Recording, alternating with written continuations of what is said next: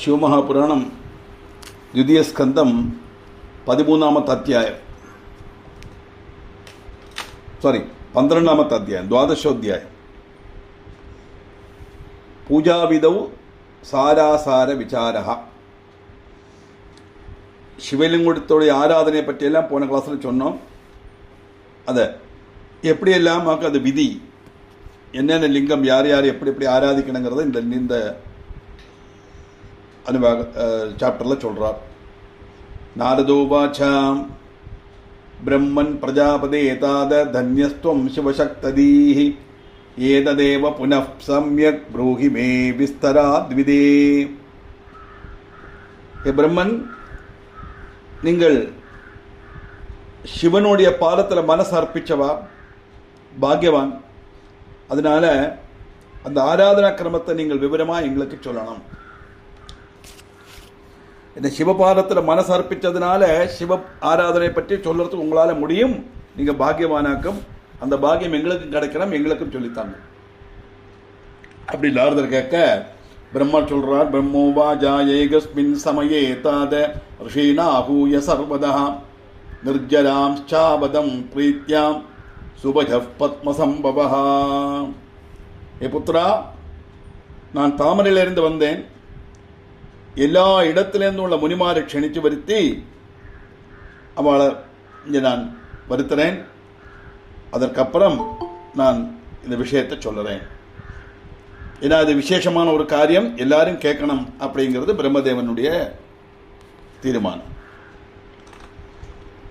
இது நித்திய சுகேஸ்ரத்தா இது சித்தேஷ்ட காமுகா ஆகந்தவ்யம் மயா சார்த்தம் தீரம் க்ஷீரபயோ நிதே. நீங்கள் எல்லாவரும் எல்லா சித்திகளும் கிடைக்கத்தக்க விதம் என்னுடைய கிடைக்கணும்னு விரும்பினா எங்கூட வாங்கோ, பால்கடல் தீரத்துக்கு நீங்கள்லாம் வரணும். அங்கே வச்சு நான் இந்த விஷயங்கள் எல்லாம் உங்களுக்கு தெரியப்படுத்துகிறேன். இத்தேதத் பஜனம் சுத்வா கதாஸ்தேகி மயா சஹா எத்ராஸ்தே பகவான் விஷ்ணு சர்வேஷாம் ஹிதகாரகா. பிரம்மா அப்படி சொன்ன உடனே அத்தனை பேரும் பார்க்கல தீரத்தில் வந்தா அதுதான் மகாவிஷ்ணுனுடைய வாசஸ்தலம். பார்க்கடல் பள்ளி கொண்டிருக்கார் இல்லையா பகவான், எல்லாரும் அங்கே பகவானை தரிசிக்கிறா. தத்ர கத்வா ஜெகநாதம் தேவதேவம் ஜனார்தனம் உபதஸ்து சுரானத்வா சுகிருதாஞ்சலயோ முனீஹி. நாங்கள் அங்கே சென்றதும் விஷ்ணு தரிசித்தோம். பிரபஞ்ச நாயகன், எல்லா தேவர்களுக்கும் தேவர். அத்தனை தேவர்களும் கைகூப்பி வணங்கி பகவானை பார்த்தா, எல்லாரும் முனிகள் பார்க்கும்போது அத்தனை தேவர்களும் கைகூப்பி வணங்கி நிற்கிறாளாம் மகாவிஷ்ணு முன்னாள். தான் திருஷ்டுவாச்ச ததா விஷ்ணுர் பிரம்மாத்யான் அமரான் ஸ்திதான் ஸ்மரன் சிவபதாம்போஜம் அப்ரவீத் பரமம் வஜஹ. இப்படி பிரம்மா மற்றும் முனிமார்கள்லாம் அங்கே வந்து நின்ற உடனே விஷ்ணு என்ன செய்தார், மனசால பரமேஸ்வரனை தியானம் பண்ணினார். அவருடைய பாதத்தை வணங்கி மகாவிஷ்ணு பேச ஆரம்பித்தார். என்ன சொன்னார், விஷ்ணு ருவாஜா கிமர்த்தமா கதாயூயம் பிரம்மாத்யாச்ச சுரர்ஷயா சர்வதம்பத தத் பிரீத்யா கிம் காரியம் வித்யதே துனா. ஏ பிரம்மதேவா, தேவர்களே, என்ன காரணத்தினால் நீங்கள் எல்லாருமா சேர்ந்து இங்கே வந்திருக்கீள்? நீங்கள் எல்லாம் விவரமாக சொல்லுங்க. நான் என்ன செய்யணும் உங்களுக்காக? உங்கள் எல்லாம் ஆகவன உத்தேசம் என்ன? பகவானுக்கு தெரியாதது கிடையாது. இருந்தாலும் வந்தவாளுடைய உத்தேசம் என்னாலும் அவாபாயால சொல்லணும். பிரம்மோவாஜா இது பிருஷ்டஸ்ததா தேன விஷ்ணுனா ச மயா சுராஹ புனః பிரணம்யதம் பிரீத்யா கிம் காரியம் வித்யதே துனா வினிவேதயிதும் காரியம் ஹப்ருவன் வச்சனம் சுபம்.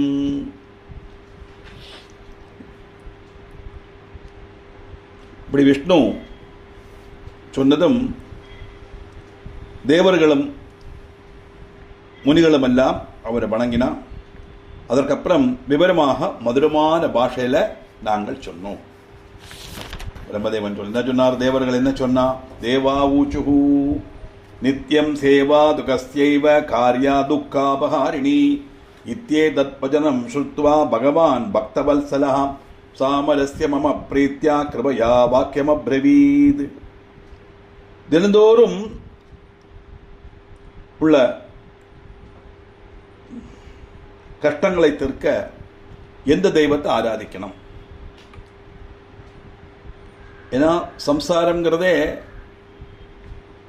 கஷ்டமான காரியங்கள் எல்லாம் கொடுக்கப்பட்டது தான். எல்லாமே எப்பொழுதுமே நமக்கு ஃபேவராக இருக்காது, சந்தோஷத்தை கொடுக்காது, அதில் துக்கமும் சேர்ந்து தான் வரும்.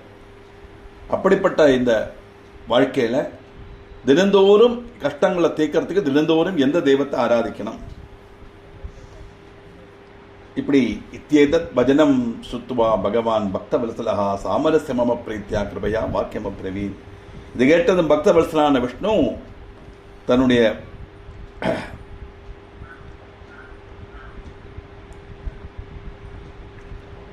பக்தர்களுக்கு நன்மை வரணுங்கிற எண்ணத்துல இப்படி சொன்னார்.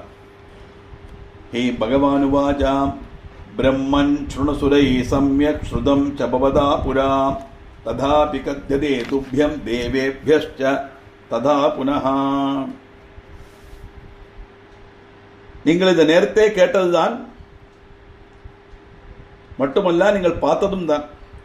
மீண்டும் ஏன் இப்போ இங்க வந்து இப்படி கேட்கிறேன்? எல்லா தேவர்களும் அவளுடைய கர்த்தவியத்தில் முழுகி இருக்க இங்க வந்து இப்படி கேட்க வேண்டிய காரியம் என்ன? இருந்தாலும் கேட்டதுனால நான் சொல்றேன். திருஷ்டம் சதுருஷ்யதே த்யைவ கிம் புன ப்ருச்சதே துனா பிரம்மன் தேவை ஸ்மரஸ்சைச பகுதா காரிய தத்பரைஹி சேவ்ய சதா தேவ சங்கர சர்வ துக்கஹ மமாபி கதிதம் தேன பிரம்மணோபி விசேஷதஹ. நீங்க கேட்கிற கேள்விக்கு ஒற்ற பதில், சிவனை ஆராதிக்கணும். அது நிர்பந்தம். ஏன்னா அப்பத்தான் சகல பாவங்களும் துக்கங்களும் இல்லாமல். அதனால இந்த கஷ்டங்களையும் துக்கங்களையும் இல்லாமக்கிறதுக்கு சிவனால மட்டும்தான் முடியும். நானும் பிரம்மனும் இதை பல தடவை நாங்கள் சொல்லியிருக்கோம். இருந்தாலும் இப்போ ஒன்று கூட சொல்றோம்.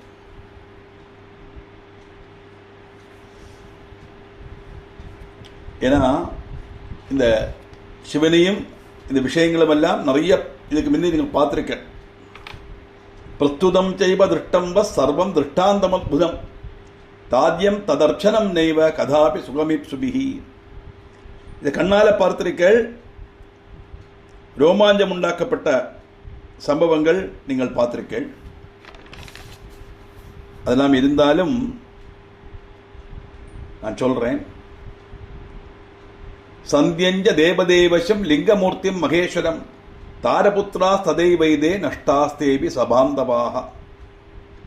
தாரையின் புத்திரன் நந்தனோடும் பந்துகளோடும் மகேஸ்வரன் ஆராதிச்சார்.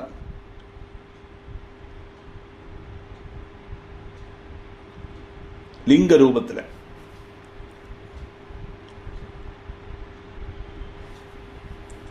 அப்படி ஆராதிச்சுன்னு வரும்போது மயாச்ச மோகிதாஸ்தேவை மாயையா தூரதக்ரதாக சர்வே வினிஷ்டா பிரத்வஸ்தா சிவேன நகிதா யதா. நான் அந்த ஆராதனையிலிருந்து அவளை என்னுடைய மாயினால கொஞ்சம் விலக்கினேன்.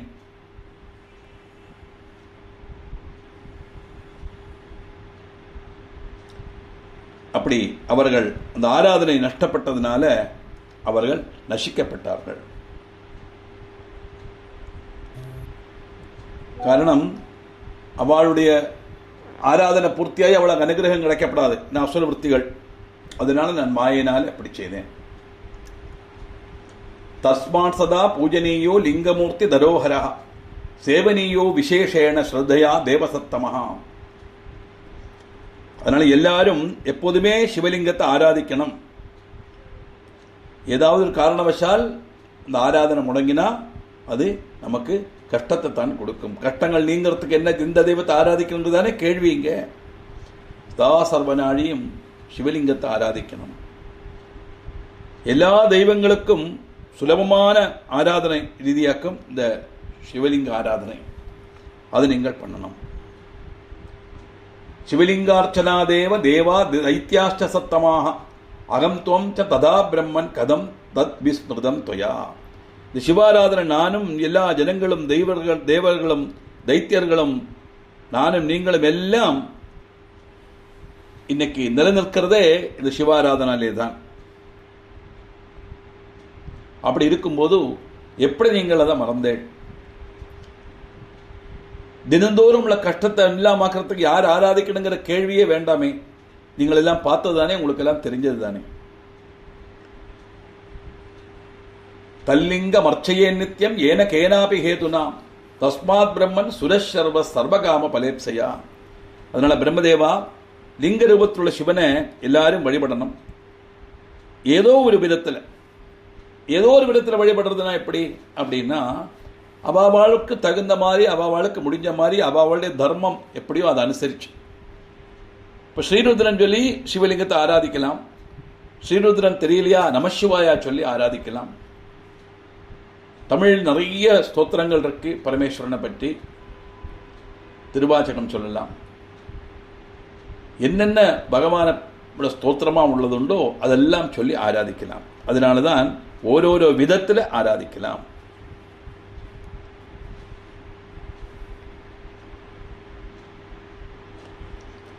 எல்லா தேவர்களும் ஆகிரக சாத்தியதை இஷ்டபூர்த்திக்காக சிவனை ஆராதிக்கணும்.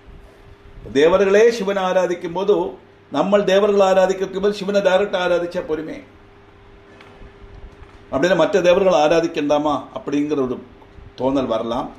இங்கே சிவாராதனை சொல்லப்பட்டது மோட்சத்தை காமிச்சுள்ள ஆராதனையாக்கு இங்கே சொல்லப்பட்டது.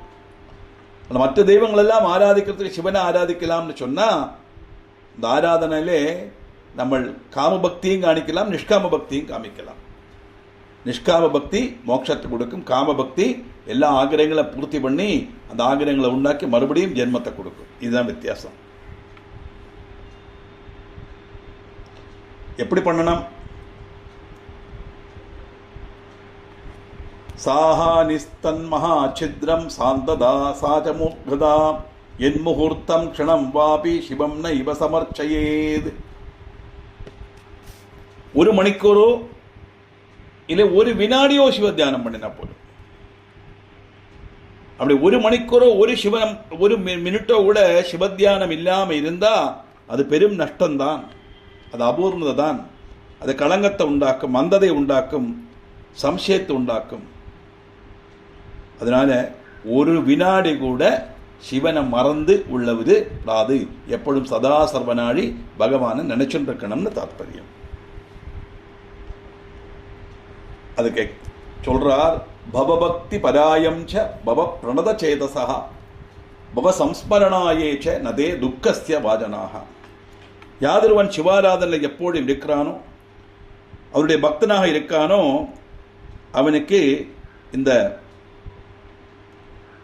எந்த கஷ்டங்களும் அனுபவிக்க வேண்டி வராது.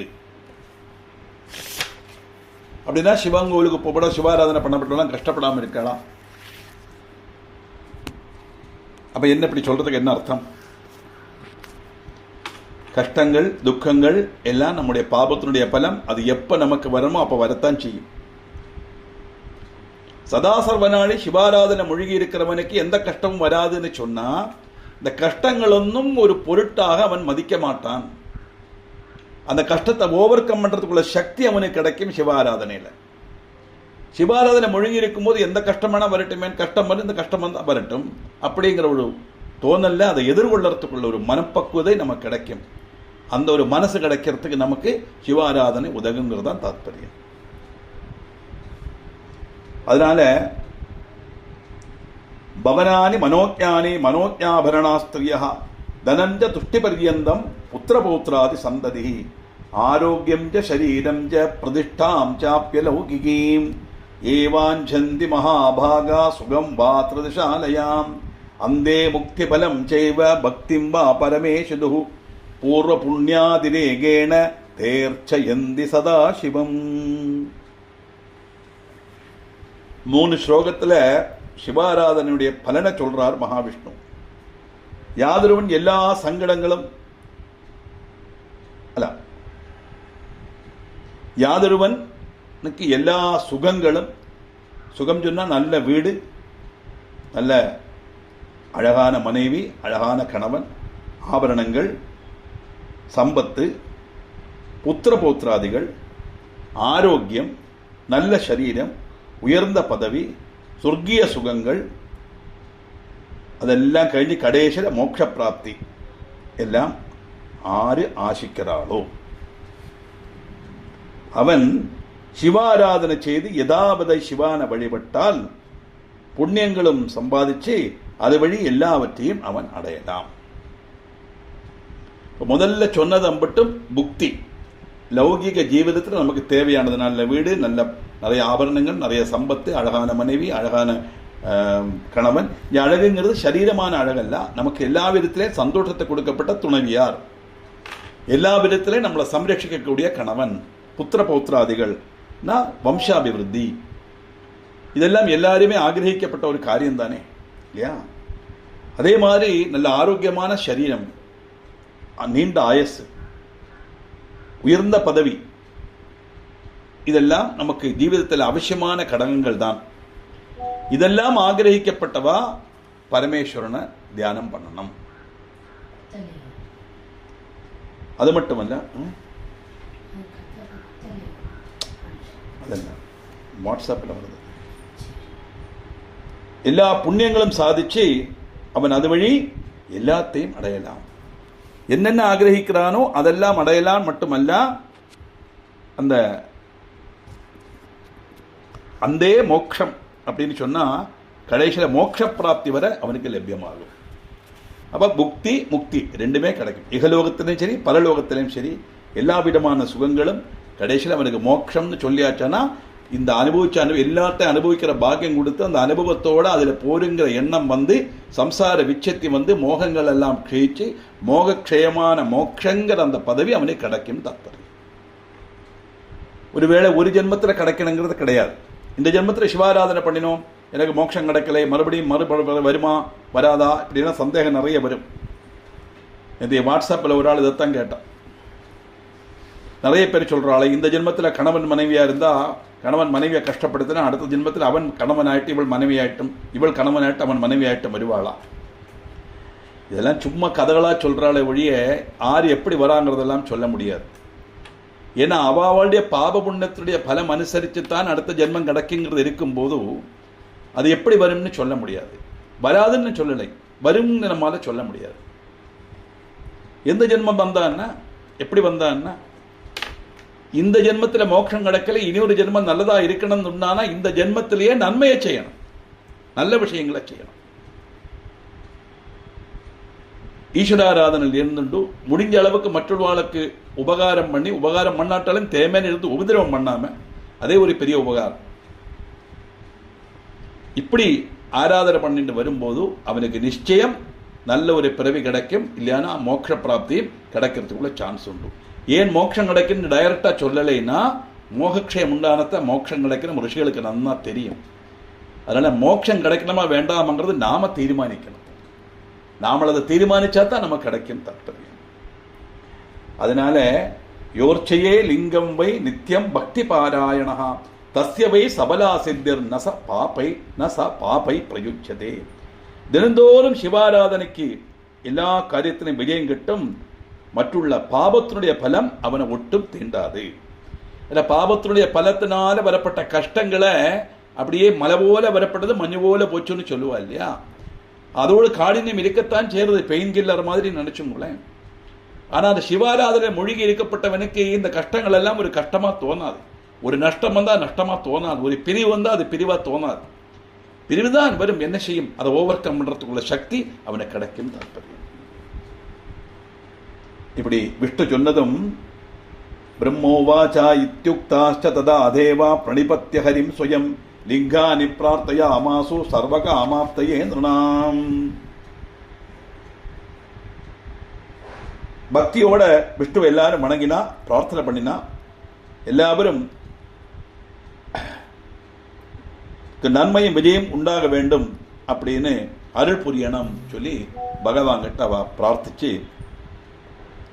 பலவிதமான சிவலிங்கங்களை பற்றி சொல்லணும் அப்படின்னு கேட்டுள்ளார். சிவாராதனை எல்லாம் சொன்னேன், ஆனால் இந்த பலவிதமான லிங்கங்கள் இருக்கே, அதனுடைய விசேஷங்கள் என்ன அப்படின்னு சொல்ல, தச்ருத்வாச்ச ததா விஷ்ணுர் விஸ்வகர்மாணம் அப்ரவீத் அகஞ்ச முனிஷார்தூல ஜீவோத்தார பராயணா விஸ்வகர்மன் யதாசம்போ கல்பயித்வா சுபானிஜா லிங்கானி சர்வதேவேபியோ தேயானி வச்சனான் மமா. அதை கேட்டதை விட்டு நிறைய விஸ்வகர்மாவை கூப்பிட்டார். அவர் தான் ஆர்கிடெக்ட், என்ஜினியர், கண்ட்ராக்டர், எல்லாம் அவர் தான். கொத்தன், மேஸ்திரி, கையாள் எல்லாம் அவர் தான். ஒற்றை ஆள் தான் விஸ்வகர்மா. அவரை கூப்பிட்டார். விஸ்வகர்மா, எல்லா தேவர்களும் கேட்கிறா, அவளுக்கும் ஜனங்களுக்கும் தேவையான அவாவாளுக்கு உரித்தான சிவலிங்கத்தை நீ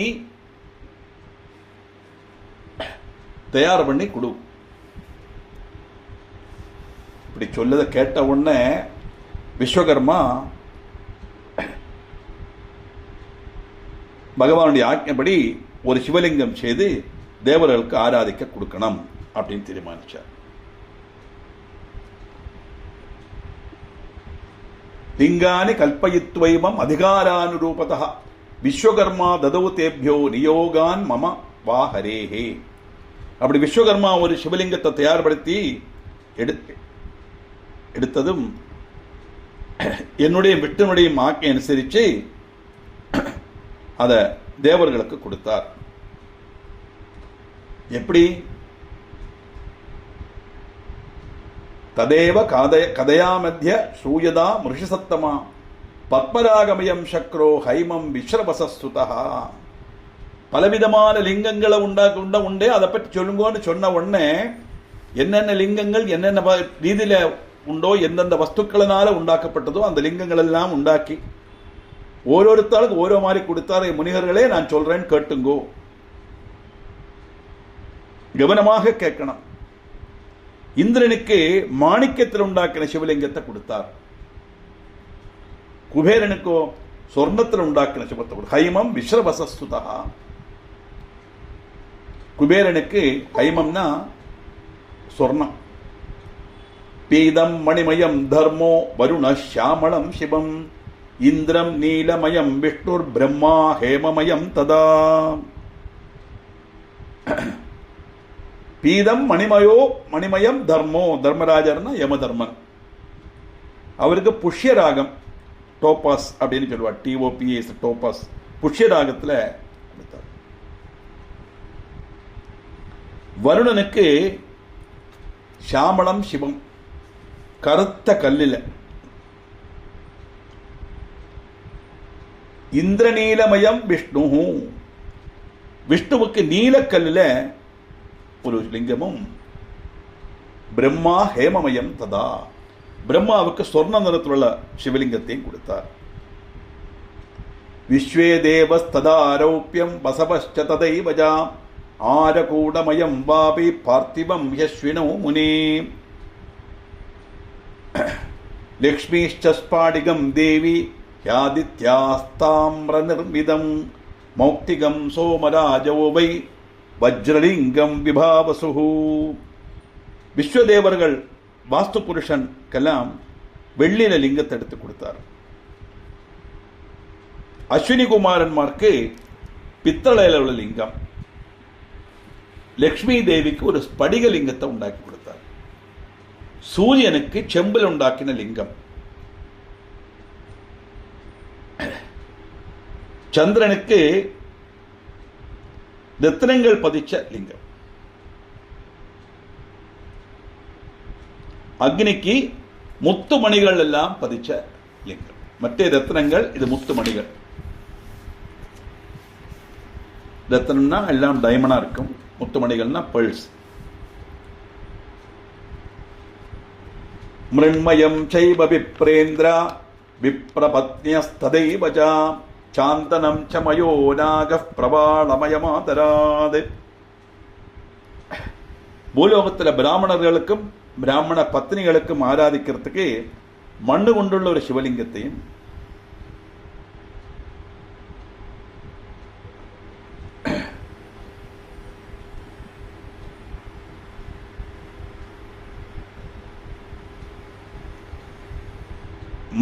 മായയ്ക്ക് ചന്ദനത്തടിയിലുള്ള ലിംഗത്തെയും സർപ്പശ്രേഷ്ഠനാன അനന്തനുക്ക് പവിഴത്തിലുള്ള ലിംഗത്തെയും விஸ்வகர்மா கொடுத்தார்.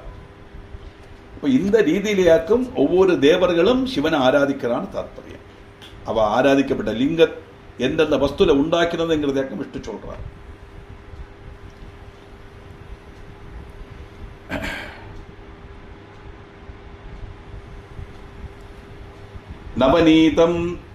நவநீதமயம் தேவி யோகி பஸ்மமயம் ததா யக்ஷா ததிமயம் லிங்கம் ಛಾಯಾ பிஷ்டமயம் ததா.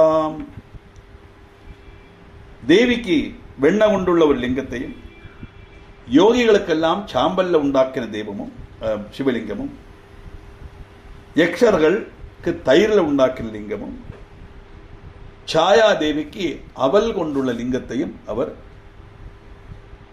கொடுத்தார்.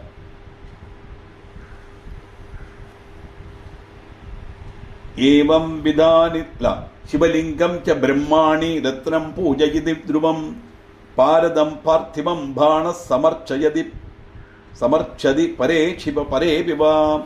அப்ப லட்சுமிக்கு கொடுத்தாச்சு, தேவிக்கு தேவின்னா அங்கே துர்க்கையும் கொடுத்தாச்சு. பிரம்மானுடைய பத்திரிகைகள் பிரம்மாணி சரஸ்வதி, அவளுக்கு என்ன கொடுக்கணும்? சிவலிங்கம் பிரம்மாணி ரத்னம் பூஜையதி த்ருவம், ரத்னங்கள் பதிச்ச சிவலிங்கத்தை சரஸ்வதி தேவிக்கும், பாரதம் பார்த்திபம் பாணஹா பாணாசுரனுக்கு ரசத்துல உண்டாக்கினது மர்க்குரியில உண்டாக்கின லிங்கம் கொடுத்தார். இப்படி ஏவம் விதானி லிங்கானி தத்தானி விஸ்வகர்மனா தே பூஜயந்தி சர்வே வை தேவா ரிஷிகணாஸ்ததா.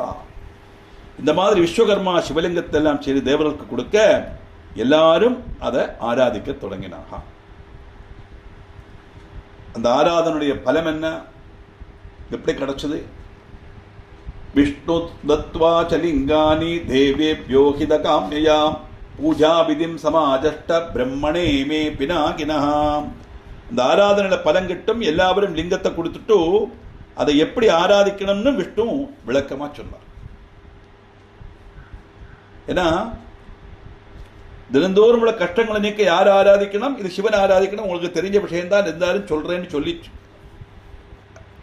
அவளுடைய கேள்விக்கு பதில் சொன்ன உடனே விதவிதமான லிங்கங்களை பற்றி விவரமாக சொல்லணும்னு தேவர்கள் கேட்க அந்த ஒவ்வொரு லிங்கத்தையும் சிருஷ்டிச்சு ஒரு விதவிதமான லிங்கங்களை பலருக்கும் கொடுத்ததாயிட்டு நம்ம வர்ணிச்சுன்னு வந்தோம். கொடுத்தது மட்டுமில்லை, எப்படி இந்த லிங்கங்களை ஆராதிக்கணும்.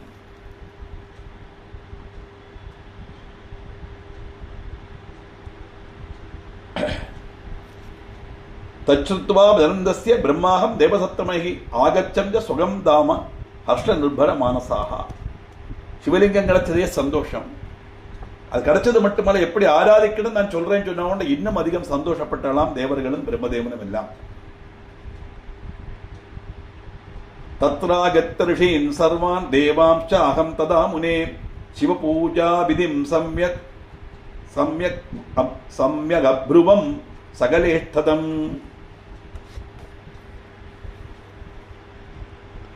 அப்படி சிவலிங்கம் கிடைச்ச உடனே போக போனா, அப்படி போறதுக்கு தயாரான உடனே எப்படி ஆராதிக்கணும் நான் சொல்றேன்னு சொன்ன உடனே எல்லாரும் திரும்பி வந்தாலாம். வந்து பகவான் முன்னக்கு நிற்கிறா. அதை எப்படி இதை ஆராதிக்கணும் அப்படின்னு பகவான் சொல்றார். மானுஷம் ஜன்ம சம்பிராப்ய துர்லபம் சர்வஜந்துஷு தத்ராபி சத்குலே தேவா துஷ்பிராப்யம் ச முனீஸ்வராஹ. அதுக்கு முந்தைய ஸ்லோகம் இருக்கோ. ஸ்ரூயதாமிருஷஜ சர்வே சாமரா பிரேம தத்பரா சிவபூஜா விதிம் பிரீத்யா கதையே முக்தி முக்திதம். முனிவர்களே, நீங்கள் ஸ்ரத்தையோட மனசை ஒருமுகப்படுத்தி நான் சொல்றத கேட்கணும். ஏன்னா இந்த ஆராதனையை பற்றி விஷ்ணு எல்லாம் ஒரு பிராവശ്யம் தான், ரெண்டாவது ரெப்பிட்டிஷன்லாம் கிடையாது. அன்னைக்கு வாட்ஸ்அப் எல்லாம் கிடையாது, ரெக்கார்டெல்லாம் பண்ண முடியாது, மெசேஜ் எல்லாம் அனுப்ப முடியாது. ஒருக்க சொல்றத கேட்டுக்கணும், ஸ்ரத்தையா கேட்டுக்கணும். அது ரெப்படிஷன் வராது. அதனால ஸ்ரத்தையா கேட்டுக்கணும். எதுக்காகன்னா முனிவர்கள்லாம் ஸ்ரத்தையாத்தான் கேட்பா. இருந்தாலும் இந்த படிக்கிற மனுஷாளுக்கு ஒரு இன்ஸ்ட்ரக்ஷன் மாதிரி நம்மளை அதை எடுத்துக்கணும். எந்த ஒரு விஷயத்தை ஒரு ஆள் சொல்றதை நம்ம கேட்கறதா இருந்தாலும் நமக்கு தாற்பயம் உள்ளதானா ஸ்ரத்தையோட கேட்கணும். தாற்பயம் இல்லைன்னா எழுந்து போயிடலாம், ப்ராப்ளம் இல்லை. அங்கிருந்துட்டு மற்றொரு கேட்க முடியாத மாதிரி கஷமஜா பேசப்படாது. அப்படி தான் நிறைய இடத்துல நடக்கும். கேட்கவே சம்மதிக்க மாட்டான். ஏன்னா அவளுக்கு அதில் தாற்பயம் இல்லை. தாற்பயம் இல்லாமல் பேச மாட்டாள். கச்சேரிக்கு வந்தாலும் அப்படித்தான். அது மற்றவர்களுக்கு டிஸ்டர்பன்ஸ் கொடுக்கப்படாது. அதுதான் ஸ்ரத்தையோட ஏக மனசோட கேட்கணும். மனசை ஒருமைப்படுத்தி கேட்கணும்னா full concentration should be given to the subject or to the person who is reaching. ஆராதனா ரீதியும் அதனால் உள்ள பலமும் எல்லாம் நான் சொல்றேன். ஸ்ரத்தையோட கேளுங்கோ. மனுஷ ஜென்மம் விரளம். அவளுக்கு சாதாரணமல்ல மற்ற ஜீவஜாலங்கள் போல. இது கிடைத்தது உயர்ந்த வர்க்கத்தில் ஜனிக்கிறதும் கஷ்டம். மனுஷ ஜென்மமே கஷ்டம். അതിനെ ഉയർന്ന വർഗത്തിൽ ജയിக்கிறதுனா பக்தியோட பகவத் ஆராதனை செய்யப்பட்ட ஒரு மனசோட ஜனிக்கிறது ரொம்ப கஷ்டம்.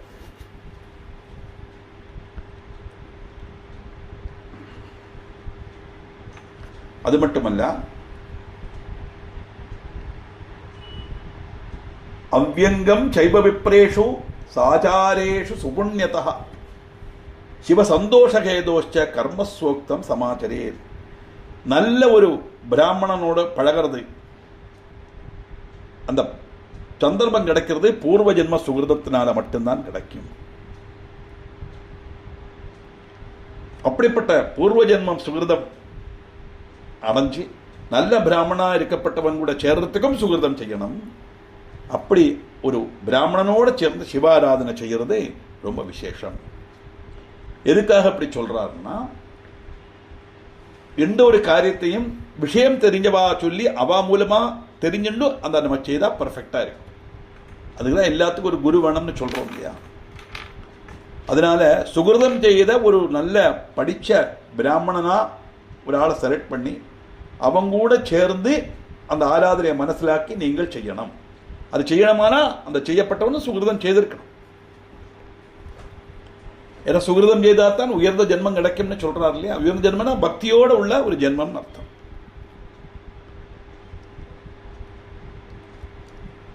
அதை இன்னும் கொஞ்சம் விவரமா சொல்றார். கர்ம யஜ்ஞ சகஸ்ரேபிய தபோ யஜ்ஞோ விசிஷ்யதே தபோ யஜ்ஞ சகஸ்ரேபியோ ஜப யஜ்ஞோ விசிஷ்யதே. தபோ யஜ்ஞம் 100,000 கர்ம யஜ்ஞத்துக்கு மேலானது தபோ யஜ்ஞம். தபஸ்னா நிஷ்டையோட பகவத் விசாரத்தோட கொஞ்சம் கூட மனசுல சஞ்சலம் இல்லாம பூர்ண மனசோட பூர்ண விசுவாசத்தோட முறையா நிரந்தரம் இடதடவு இல்லாம முடங்காம ஆராதனை பண்றது. இதுதான் தபோ யஜ்ஞம். அது 1000 கர்ம யஜ்ஞம் பண்றதை விட மேல. இந்த கர்ம யஜ்ஞத்தை விட மேல ஒன்று இருக்குன்னு ஜப யஜ்ஞம். 1000 தபோ யஜ்ஞத்துக்கு துல்லியமானது ஜப யஜ்ஞம். இப்போ கர்மம் பண்ணம், கர்மத்தை விட பெருசு தபோ யஜ்ஞம், தபோ யஜ்ஞத்தை விட பெருசு ஜபோ யஜ்ஞம், ஜபோ யஜ்ஞத்தை விட பெருசு தியான யஜ்ஞம்.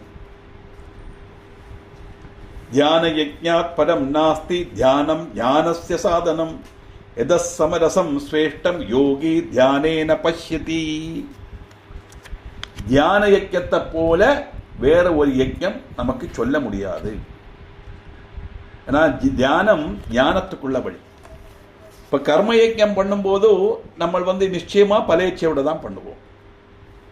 அந்த கர்ம யஜ்ஞம் விட்டுட்டு தபோ யஜ்ஞம் பண்ணும்போது கூட எல்லாத்தையும் மறந்து நமக்கு அந்த ஈஸ்வர விசாரத்தை மனசுல கொண்டு வந்து அதுதான் சரி, அதுதான் சத்தியம், அந்த உணர்வு எனக்கு வரணும், அந்த தர்சனம் எனக்கு கிடைக்கணுங்கிற எண்ணத்துல தபஸ் பண்றதுனால அது விசேஷம். அது ரொம்ப கஷ்டமானது தபோ யஜ்ஞம். ஆனா ஜபோ யஜ்ஞம் ரொம்ப எளிதானது. மந்திர ஜபம் பண்றதுங்கிறது நமசிவாய நமசிவாய நமசிவாயன்னு சொல்லப்பட்டது ரொம்ப ஈஸி தானே. அந்த ஜபோ யஜ்ஞம் தபோ யஜ்ஞத்தை விட உயர்ந்தது. ஆனா தியான யஜ்ஞம் என்னது, பிரம்மந்தான் சத்தியங்கிற உணர்வோட அந்த பிரம்மத்திலே லயிக்கிற மாதிரி எல்லாத்தையும் மறந்து இருக்கிற 4ஆமத்து அவஸ்தை சுஷுப்த அவஸ்தை. அதை விட பெருசு வேற ஒன்றும் இல்லை. தியானம் ஞானத்துக்குள்ள வழியாகும். தியானத்தால தான் யோகிகள் எல்லா சித்திகளும் கைவரப்படுறார்கள். அதனால தியான யஜ்ஞம் ரொம்ப விசேஷம். விசுத்தா வித்யயா ஏச்ச பிரம்மன் பிரம்மவிதோ ஜனாஹ நாஸ்தி கிரியா ததேஷாம் வை சுகம் துக்கம் விசாரதா.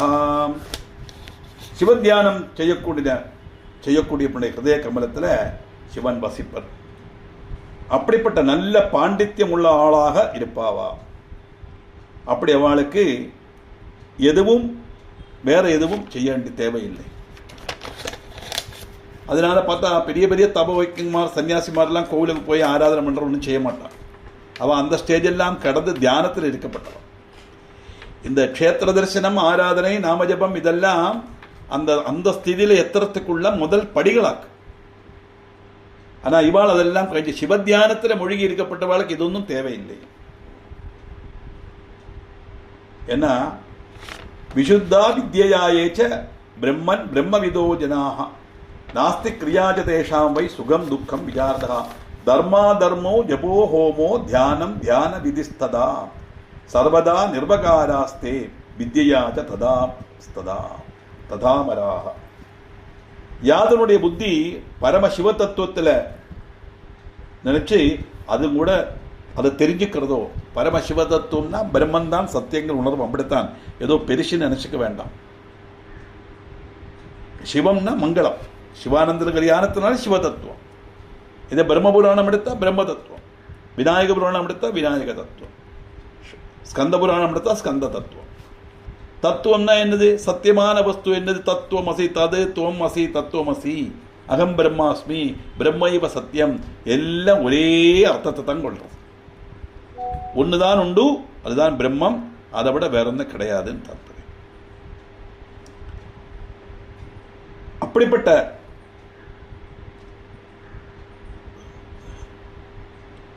விசாரத்தோட எவன் அந்த பரமசிவ தத்துவத்தை தெரிஞ்சுக்கிறானோ சுகதுக்கங்களை பற்றி கவலைப்பட வேண்டாம். நல்லது கெட்டது, தியாகம், ஜபம், தியானம், நியமம் இதெல்லாம் அவனுடைய அறிவினால அவன் இதை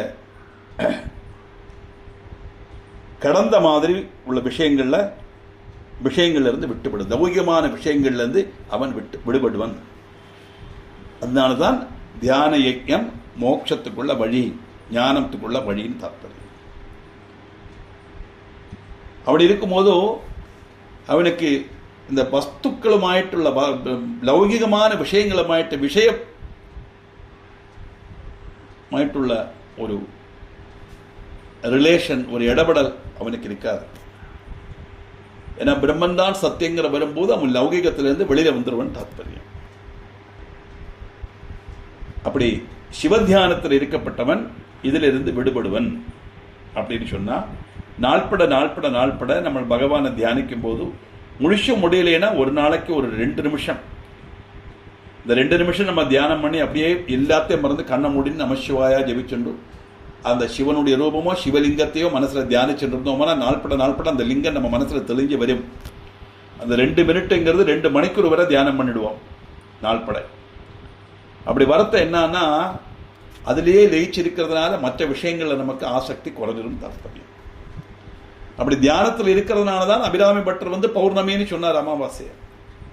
ஏன்னா வந்திருக்கிறது ராஜா, இன்னைக்கு என்ன திதிங்கிற இந்த மாதிரி விஷயங்கள் வந்து அவர் மனசு போல, அவருடைய மனசு முழுவன் பௌர்ணமி சந்திரன் மாதிரி தெளிஞ்சிருக்கப்பட்ட பிரகாசிக்கப்பட்ட முகத்தோடு கூடிய அம்பாளை தியானிச்சு இருக்கிறதுனால சந்திரனையே மனசுல என்ன பார்த்த மாதிரி உள்ள அவஸ்தையில இருக்கார். அதனால பௌர்ணமி சொல்லிட்டார்.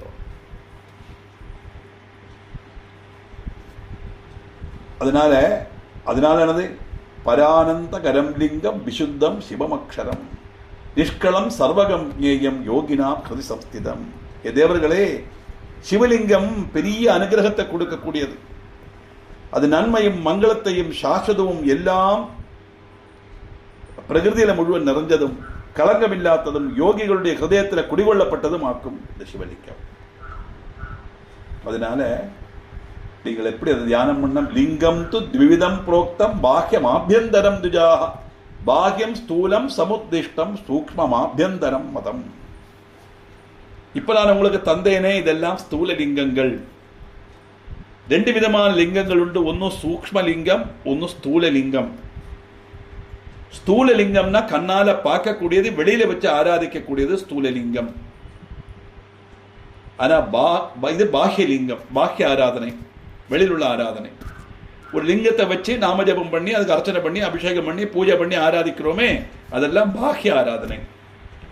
அதை விட பவர்ஃபுல்லான ஒரு ஆராதனை உண்டு, ஆந்தரிகமான ஆராதனை. அதுதான் சூக்ஷ்ம லிங்கத்தை ஆராதிக்கிறது.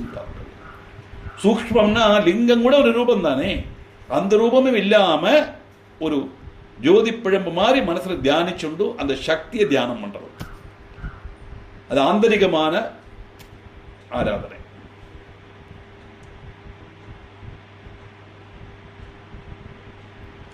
சாதாரணமா கர்மயக்க ரதாயேச்ச ஸ்தூலலிங்கார்ச்சனே ரதா அசதாம் பாவனார்த்தாய சூக்ஷ்மேன ஸ்தூல விக்கிரகா. இந்த கர்மயக்கியத்தில் இருக்கப்பட்டவன் சாதாரண மனுஷன். நம்மளாம் கர்மயோகத்தில் இருக்கும், கர்மயோகம் பண்ணிட்டு கர்மம் பண்ணிட்டு தானே இருக்கும் இல்லையா? எல்லாமே கர்மம் தான். காலம்பரை எழுந்திருக்கிறது ஒரு கர்மம் தான், பல்லு தேய்க்கிறது ஒரு கர்மம் தான், நம்ம மலவிசர்ஜனம் பண்றது கர்மம் தான், குளிக்கிறது கர்மம், பூஜை பண்றது கர்மம், சமைக்கிறது கர்மம், சாப்பிட்றது கர்மம், எல்லாம் கர்மம் தான். அப்படி இருக்கப்பட்ட நமக்கு தியானிச்சுண்ட ஆந்தரிகமான லிங்கத்தை சூக்ஷ்ம ரூபமா ஆராதிக்கிறதெல்லாம் அவ்வளவு எளிதல்ல. அதனால நமக்கு பாஹ்யலிங்கம் தான் நமக்கு பாக்கியமாയിട്ടുള്ള ஆராதனை. ஸ்தூலலிங்கம், ஸ்தூலம்னா நம்ம கண்ணுக்கு தெரியப்பட்டதுன்னு அர்த்தம்.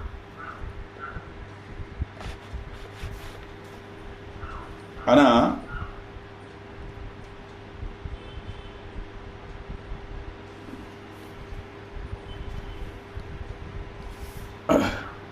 எவனுக்கு அந்த சூக்ஷ்ம ரூபத்தை தியானிக்கக்கூடிய சக்தி வரதோ அவன் இந்த ஸ்தூல ரூபமான காரியங்களை ஆராதிக்கிறதுக்கு அவன் மெனக்கிட மாட்டான், வரமாட்டான். அப்படி ஸ்தூல ரூபத்தில் ஆராதிச்சாலும் சூக்ஷ்ம ரூபத்தில் ஆராதிச்சாலும் ஞானம் சித்திக்குங்கிறது சந்தேகமே கிடையாது. அதனால சூக்ஷ்ம ரூபத்தில் தான் ஞானம் கிடைக்குங்கிறது கிடையாது. சூக்ஷ்ம ரூபத்தில் உள்ள அந்த தியான இயக்கம் பண்றது ஞானம் வரத்துக்குள்ள எழுப்ப வழி, ஈஸியாக கிடைக்கும் தாற்பயம். ஆனால் இது பாஹ்யலிங்கம், பாஹ்ய ஆராதனையா ஸ்தூலலிங்கத்தை ஆராதிச்சு வரும்போது நாள்பட அந்த லிங்கத்தை பார்த்து பார்த்து பார்த்து பார்த்து நம்ம மனசில் அந்த லிங்கத்தினுடைய சுரூபம் மனசில் வந்துடும். அப்படி வரும்போது இது நமக்கு தேவையில்லை, பாக்கிய பூஜை வேண்டாம், ஆந்தரிக பூஜை போரும். சிவமானச பூஜை நம்ம சொன்னோம், படிச்சிருக்கோம் இல்லையா? அது மாதிரி தான் அது ஆந்தரிகமான பூஜையாக்கும். அது அப்படி ஞானம் சித்திச்சு கழிஞ்சா சூக்ஷ்ம ரூபத்தை மனசிலாக்கி அதுதான் யதார்த்த ரூபம், அதுதான் பிரம்மம் அப்படிங்கிற உணர்வு அவனுக்கு தெரியும்.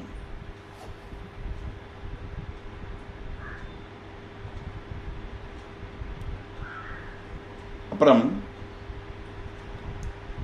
ஆத்தியாத்மிகம் து எல்லிங்கம் பிரத்யக்ஷம் யஸ்யனோ பவேத் ச தல்லிங்கே ததா ஸ்தூலே கல்பயேச்ச ஜான்யதா ஞானினாம் சூக்ஷ்மமலம் பாவாத் பிரத்யக்ஷமவ்யயம் யதா ஸ்தூலமயுக்தானாம் உத்கிருஷ்டாதோ பிரகல்பிதம். சூக்ஷ்ம ரூபத்தை மனசுல தியானிக்க கூடினவா சூக்ஷ்ம ரூபத்தை தியானிக்கலாம். சூக்ஷ்ம ரூபத்தை தியானிக்க முடியாதவா ஸ்தூல ரூபத்தை தியானிக்கலாம்.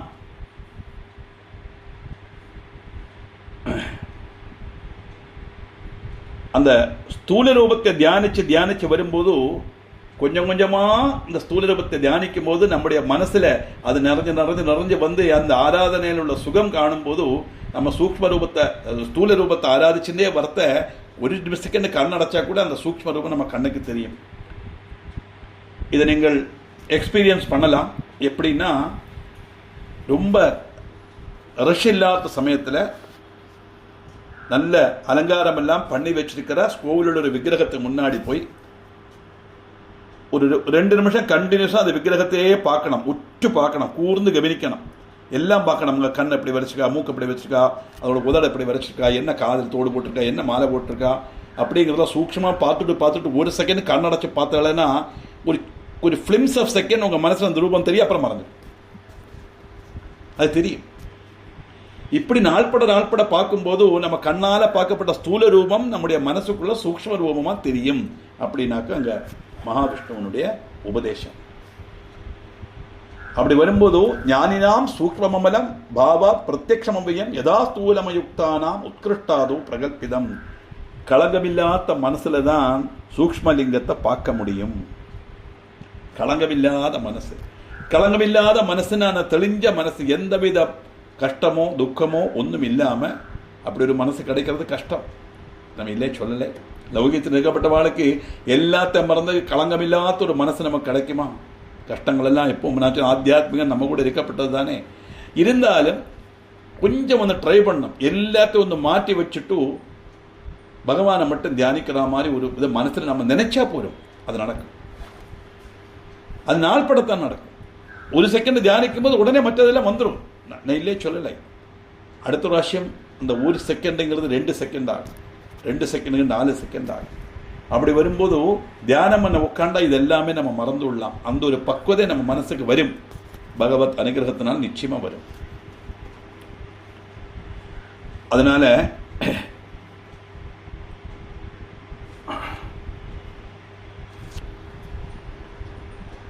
அஹோ விசாரதோ நாஸ்தி ஹென்யத் தத்வார்த்தவாதினஹ நிஷ்கலம் சகலம் ஜித்தே சர்வம் சிவமயம் ஜெகது.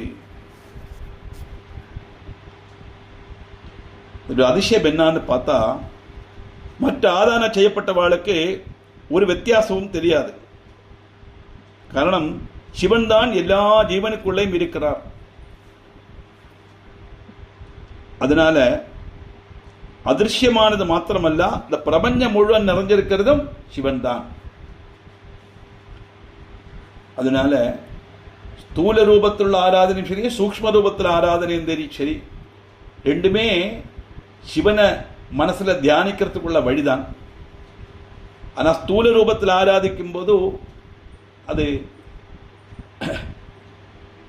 பலேட்சையோட ஆராதனையா நமக்கு வந்துடும். சூக்ஷ்ம ரூபத்தில் ஆராதிக்கும் போது அங்க பலேட்சை வரத்துக்கு வழி இல்லை.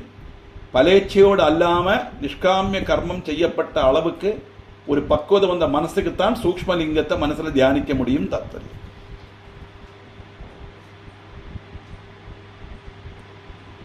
இதெல்லாம் தெரிஞ்சுக்க வேண்டிய விஷயங்கள். ஆனா ஏவம் ஞான விமுக்தானாம் நாஸ்தி துவேஷ விகல்பனாம் விதிச்சைவ ததா நாஸ்தி விகிதா விகிதே ததா. இந்த ரீதியில் சிந்திக்காத அஜானத்தில் எடுக்கப்பட்ட பாமர மக்களுக்கு சூக்ஷ்மம் ரூபந்தான் பார்க்கணும் அப்படிங்கிற கட்டாயம் இல்லைங்கிறார். அதனால எந்த தோஷமும் வராது. சாதாரண ஜனங்களால, நம்ம பாமர மக்களால நமக்கு அவளுக்கு ஆராதிக்கிறதுக்கு பிரம்மந்தான் சத்தியங்கிற உணர்வு எல்லாம் ஆத்தியம் சட்டன வராது. அது எப்படி வரும்? வராது. ஏன்னா ஆளுக்கு பயங்கரமான ஒரு சிலவாளுக்கு வரப்பட்ட சம்சயம். இப்போ எங்கிட்ட ஃபேஸ்புக்கில் ஒரு ரிக்வஸ்ட் வந்தது. அந்த எப்படியோ அவளுக்கு இந்த நியூஸ் எல்லாம் யூடியூப் எல்லாம் பார்த்தா எப்படி தெரியலை. அவளுக்கு அறிய வேண்டியது தெய்வம் உண்டு சொல்கிறேளே. அப்படி இருக்கும்போது இந்த சுனாமியும் இந்த எர்த்குவேக்கும் இந்த சைக்ளான் ஃப்ளட் எல்லாம் வருது, இது ஏன் தெய்வங்கள் தடுத்து நிறுத்தலை? அதனால எனக்கு தெய்வ விசுவாசம் கிடையாது சொல்லப்படும்போது அவ ஐகான்ல பார்த்தா பின்னாடி ஒரு படம் வச்சிருக்கா. அது ஒரு மனுஷ தெய்வத்தினுடைய படம். இப்போ நான் கேட்டேன், பரவாயில்ல ஒரு படம் இருக்கு, அந்த படத்து மேலே விசுவாசம் இருக்காது கேட்டேன். அதுதான் ஜனங்களோட கஷ்டத்தை மனசிலாக்கி பிரவர்த்திக்கப்பட்ட ஆள். நாளை சொல்லலை, பலருக்கும் தெரியும் அது ஆரா இருக்குன்னு சொல்லிட்டு. இப்போ நான் கேட்டேன், சரி எங்களுடைய தெய்வங்களுக்கு கழிவில்லை, நான் ஒத்துக்கிறேன். ஏன் இந்த தெய்வம் உங்களை அந்த சுனாமி நிறுத்த முடியலை? ഇങ്ങനെയൊക്കെ ചോദിച്ചാൽ എങ്ങനെ മറുപടി പറയും? ഞാൻ പറഞ്ഞു, നിങ്ങൾ കേട്ട കേൾവിക്ക് എനിക്ക് எப்படி பதில் சொல்ல முடியும்? அது நேச்சுரல் கலாமிட்டி, அது இயற்கையாக நடக்கக்கூடிய காரியங்கள். பூமி பாரம் கூடும்போது பூச்சலனம் உண்டாகும். சலனம் உண்டாகிறது எர்த்குவேக். பண்ட காலத்தில் சொல்லுவா, ஆதிசேஷனுக்கு தலை வலிக்கும் போது 1000 தலையிலேயே ஒரு தலையிலிருந்து இன்னொரு தலை பூமியை மாற்றி பெறாம், அதனால இந்த பூச்சலனம் உண்டாகிறது அப்படின்னு சொல்லுவோம். என்னத்தினால வருது, ஏன் வருதுங்கிற கேள்விக்கெல்லாம் சாஸ்திரத்தில் பதிலே சொல்ல முடியாது. அது நேச்சுரல், அது ஆதி தெய்வீகம் அப்படின்னு சொல்லப்பட்டது.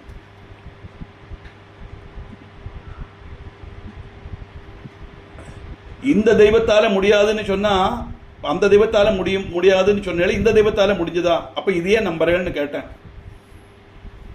2 மினிட்ல என்ன அன்ஃப்ரெண்ட் பண்ணிட்டான். இப்படித்தான் மனுஷாளுக்கு இந்த சந்தேகம் வரும். பகவான்னா எல்லாம் எல்லாருக்கும் எல்லாம் கொடுக்குற மாதிரின்னா அவனுடைய பாப புண்ணியம் அனுசரிச்சுத்தானேமா அனுகிரகம் கிடைக்கும். கோவிலுக்கு போனாலும் போகாட்டாலும் அவனுடைய அனுகிரகம் கிடைக்கும். கோவிலுக்கு போறதுனால என்ன ஆனா அந்த கஷ்டங்களை ஓவர் கம் பண்ற சக்தி நமக்கு கிடைக்கும். கோவிலுக்கு போகாதவனுக்கு அது கிடைக்காது. That is the difference. அதுக்கு காரணம் சொல்றார், யதா ஜலேஷு கமலம் சலிலேர் நாபலிப்யதே ததா ஞானி கிரகே திஷ்டன் கர்மணா நாபபத்தியதே.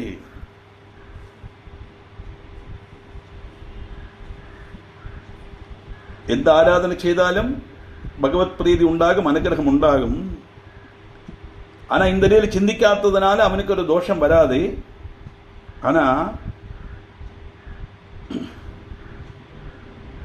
எப்படி பகவான் எல்லாத்தையும் அனுகிரகம் பண்றார் அப்படின்னு கேட்டா, தாமரை செடியில இருந்துதான் முளைக்கும். ஆனா ஒட்டல் எல்லாம் இருக்கக்கூடியது தாமரை. அப்படின்னா என்ன அர்த்தம்? செளியில வளரும், ஆனா செளி அதில் பிறளாது. நம்ம தாமரை பூ வாங்கி வெள்ளத்தை நமக்கு குடஞ்சு பாருங்க, வெள்ளம் தெறிச்சு போகுமே ஒழிய தாமரை இலையில ஆகட்டும், தாமரை தண்டலே ஆகட்டும், தாமரை பூவிலே ஆகட்டும், கொஞ்சம் கூட ஜலம் அதில் இருக்காது. அத மாதிரி இருக்கிறது தான் ஈஸ்வர ஸ்வரூபங்கிற காரணத்தினால்தான் அந்த ஈஸ்வரனுக்கு முககமலம், கர்ணகமலம், கரகமலம் எல்லாம் சொல்றோம். அப்ப இங்க என்ன வாக்கும் இதுல அப்படின்னா, லௌகிகத்தில் இருக்கப்பட்ட நம்மளுக்கெல்லாம் அட்டாச்மெண்ட் இருக்கு. we are all attached to our worldly things. என்னுடையதுங்கிற எண்ணம் இருக்கத்தானே சேருது இல்லையா?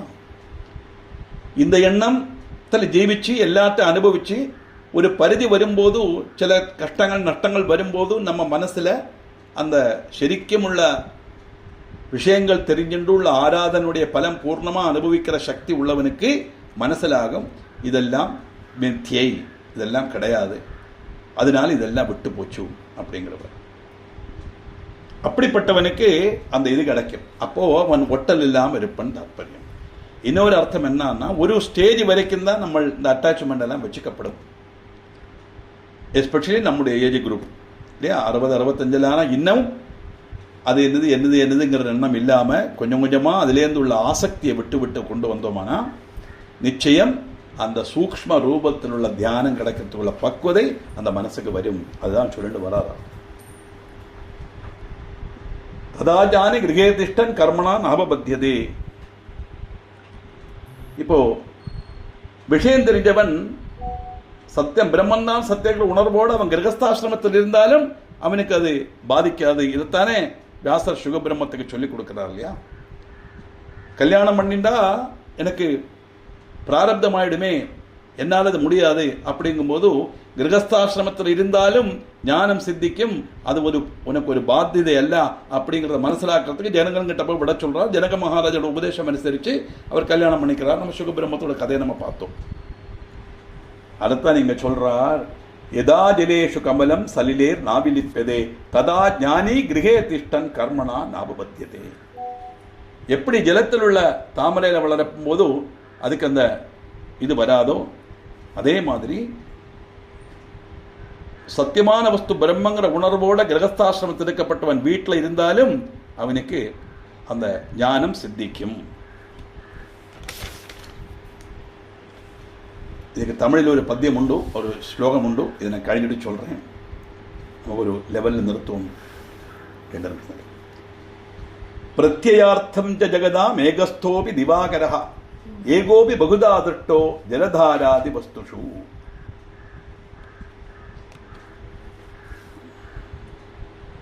எப்போ இந்த பிரம்மந்தான் சத்தியங்கிற உணர்வு வருதோ அது வரைக்கும் சிவாராதனை சாதாரண ரீதியில் தொடர்ந்தா போரும், ஸ்தூல ரூபத்தில் ஆராதிச்சுன்னு வந்தா போரும்.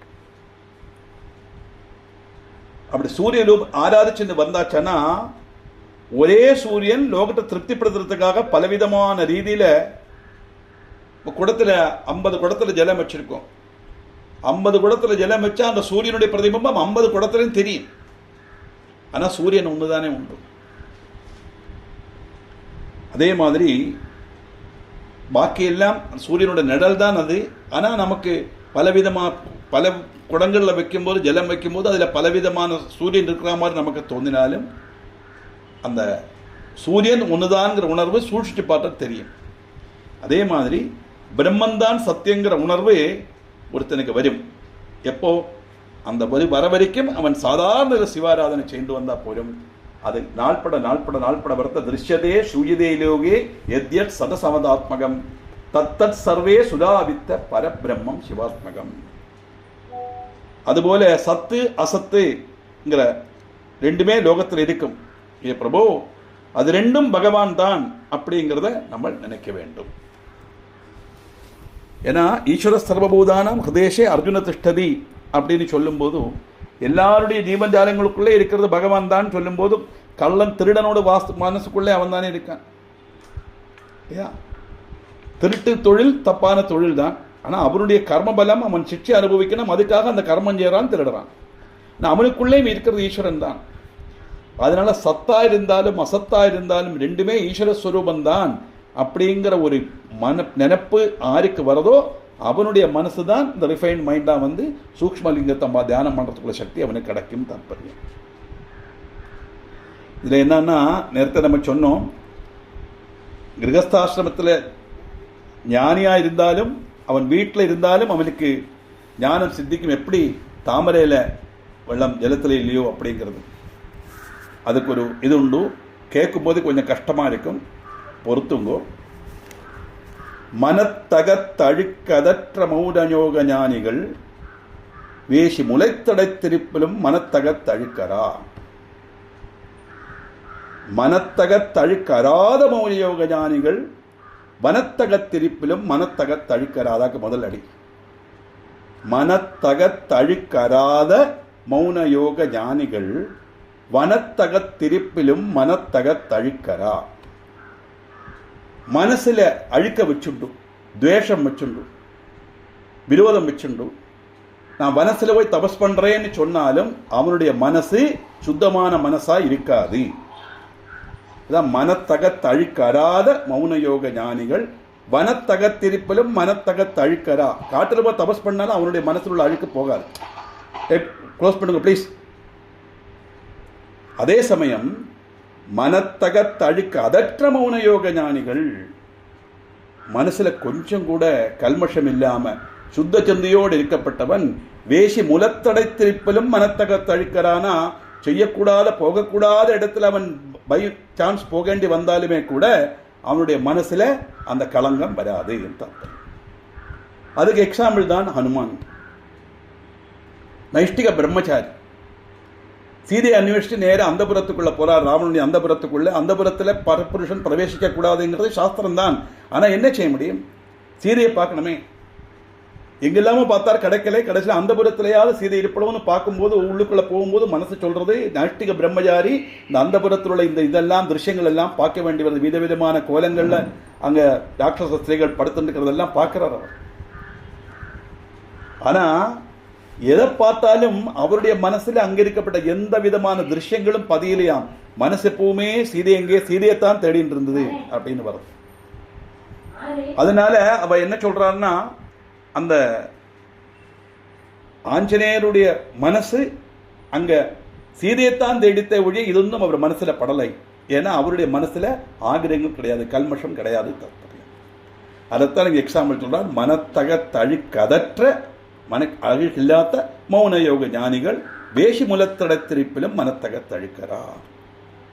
ஏன்னா எந்த இடத்துல அவ பை சான்ஸ் அவ அதுக்குன்னு போறதல்ல, பை சான்ஸ் எங்க அது அந்த கூட்டத்தில் போக வேண்டி வந்தாலுமே கூட தாமரை எப்படி ஜலத்தில் இருந்தாலும் தாமரையில் ஜலம் ஒட்டாமல் இருக்குமோ அதே மாதிரி அவளுடைய மனசுல அந்த களங்கம் வராதுன்னு தாற்பயம். இதைத்தான் இங்க சொல்றார். பிரம்மந்தான் சத்தியங்கிற உணர்வோடு ஒருத்தன் இருக்கிற சமயத்தில் அந்த உணர்வோடு இருக்கப்பட்டவன் எந்த கிரகஸ்தாசிரமத்தாலும் எந்த கர்மம் பண்ணாலும் எந்த காரியம் பண்ணினாலும் அவனுடைய மனசு ஈஸ்வரனில் லயிச்சு தான் இருக்குமே ஒழிய லௌகிகமான விஷயங்கள் அவனோட மனசு போகாதுங்கிறது தான் நமக்கு கிடைக்கக்கூடிய மெசேஜ்.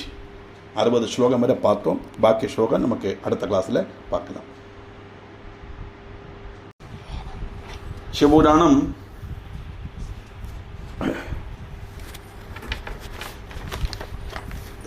நிதிய சர்க்கம் அதில் 12ஆமത്തെ അധ്യായത്തിൽ 59 രൂപ பார்த்தோம். പ്രത്യാർത്ഥം ജഗതാം ഏകസ്ഥോ പി ദിവാകരഃ ഏകോപി ബഹുധാദൃഷ്ടോ ജലധാരാദി വസ്തുഷു ദൃശ്യതേ ശൂയതേ ലോകേ യദ്യർ സദസദാത്മകം തത്തത് സർവേ സുരാദിത്ത പരം ബ്രഹ്മ ശിവാത്മകം. അതുപോലെ சொன்னோம். அதனால சத்து அசத்து இதெல்லாமே லோகத்தில் இருக்கும். ஏ பிரபு, அது ரெண்டும் நீங்கள் தான் அப்படின்னு. ஏன்னா எல்லாமே சரின்னு கிடையாது, விரோதாபாசமாக தான் இருக்கும். பல காரியங்களும் நல்லதும் இருக்கும் கெட்டதும் இருக்கும். நல்லது கெட்டதுங்கிறது எக்ஸாம்பிளாக சொல்ல முடியாட்டாலும் நமக்கு விபரீதமான காரியங்கள்னு தெரியறதுக்காக சொல்லலாம். இந்த கைலாசேஸ்வரர் தரிசனம், கைலாச தரிசனம் சொல்லுவான் கைலாசேஸ்வரர்னு. அதானது இப்படி காலைக்கு மேலே பகவான் உட்காண்டிருப்பார். வலது வசம் கையில் கணபதி, அந்த பக்கம் அம்பாள், இடது வசம் முருகன். இந்த வலது வசம் உள்ளதை பார்த்தா நீல நிறம், சர்ப்ப மாலை, புலித்தோல், ஆனத்தோல், ஆனை முகமுள்ள ஒரு குழந்தை, அப்படியே குடவையெல்லாம் வச்சுண்டு இருக்கிற மாதிரி இருக்கு. ஆனால் இடது வசம் பார்த்தாலோ அழகு ஸ்வரூபமா சர்வாபரண பூஷிதையா அப்படியே அந்த லட்சணத்துக்கு உறவிடமா இருக்கிற மாதிரி இருக்கப்பட்ட தேவி. அதே மாதிரி குழந்தை ரூபத்தில் அழகா ஆறு பார்த்தாலும் கொஞ்சம் தோன்ற அளவுக்கு அழகான முருகன். இது என்ன காட்டுறது அப்படின்னு கேட்டா, எல்லாமே ஒரே மாதிரி இருக்காது, ஒன்னுக்கு ஒன்று வித்தியாசமா தான் இருக்கும். அப்படி எல்லாம் சேர்ந்ததுதான் உலகம் அப்படின்னு காட்டுறது தான் இந்த கைலாசேஸ்வரருடைய தர்சனம் அப்படின்னு சொல்லுவோம். அதே மாதிரி சத்து அசத்து ரெண்டுமே இந்த லோகத்தில் இருக்கும். ஏ பிரபு, ரெண்டும் நீங்கள் தான். அப்போ போலீஸும் இருக்கிறதும் பகவான் தான், திருடனுக்குள்ள இருக்கிறதும் பகவான் தான், நல்லவனுக்குள்ள இருக்கிறதும் பகவான் தான், கெட்டவனுக்குள்ள இருக்கிறதும் பகவான் தான். அது ஒரு ஜீவன் தானே, அதுக்குள்ள இருக்கிறது அந்த ஈஸ்வரன் தான். பின்ன ஏன் அவன் கெட்டது செய்யறான் அப்படின்னு கேட்டா, அந்த பூர்வ ஜென்ம பலம், கர்ம பலம் அவன் அனுபவிக்கணும். அதுக்காக நான் பலம் அனுபவிக்கணுமான அதுக்கு ஒரு சிக்ஷை கிடைக்கணுமே. அந்த சிக்ஷை தானே துஷ்கர்மத்தினுடைய பலம். அந்த சிக்ஷை கிடைக்கிறதுக்கு ஒரு சாத்தியதை வேண்டாமா, ஒரு காரணம் வேண்டாமா, அதுக்காக அந்த மோஷனம், அந்த மாதிரி துஷ்டத்தனம் காட்டுறான் தாற்பயம். அதுக்கு எக்ஸாம்பிள் சொல்றார். வேதோ ஜலானாம் லோகேஸ்மின் பிரதிபாவே விசாரதா ஏவமாகு ஸ்ததாச்சான்யே சர்வே வேதார்த்த தத்துவகாக. பாத்திரத்தில் உள்ள வித்தியாசம் அதில் வச்சிருக்கப்பட்ட வெள்ளத்துக்கும் அந்த பாத்திரத்தோட ஆகிருதி இருக்க வழியே வெள்ளத்துக்கு வித்தியாசம் கிடையாது. பாத்திரத்துக்கு தான் வித்தியாசம். பரந்த பாத்திரத்தில் பார்த்தா வெள்ளம் பரந்து இருக்கும். இதே ஒரு நீளமுள்ள பாத்திரத்தில் வச்சா வெள்ளம் நீளமா இருக்கிற மாதிரி இருக்கும். ஆனா வெள்ளத்தினுடைய ஆகிருதிக்கு மாற்றம் கிடையாது, பாத்திரத்தினுடைய ஆகிருதிக்கு தான் மாற்றம். அதனால இதைத்தான் வேதத்துல சொல்லப்பட்டிருக்கு. எந்த மாதிரி உள்ள ஆகிருதியில் உள்ள பாத்திரத்தில் வெள்ளத்தை விட்டாலும் வெள்ளம்ங்கிறதுக்கு மாற்றம் கிடையாது, பாத்திரத்துக்கு தான் மாற்றம். அதே மாதிரி எந்த ஜீவஜாலங்களை எடுத்தாலும், அது மனுஷனாகட்டும், மிருகங்களாகட்டும், பசுக்களாகட்டும், என்ன இருந்தாலும் சரி, திரியங்களாகட்டும், மனுஷனாகட்டும், ஈவன் சஸ்யங்கள் கூட, பிளான்ஸ் அண்ட் அனிமல்ஸ். அனிமல்ஸுங்கும் போது அதில் மனுஷெல்லாம் வந்துடுவோம். இந்த பிளான்ஸ் அண்ட் அனிமல்ஸ் விதவிதமான ரூபங்கள் இருக்கு. ஓரோன்னுக்கு ஓரோ சுபாவம், ஓரோ பேரு, ஓரோ மாதிரி உள்ள ஜோலிகள் எல்லாம் இருக்கு. ஆனால் எல்லாத்துக்குள்ள இருக்கிற சக்தி என்னது? ஒண்ணுதான், அதுதான் பிரம்மம். அதுக்கு எக்ஸாம்பிள் தான் இங்க சொல்றாரு அவர்.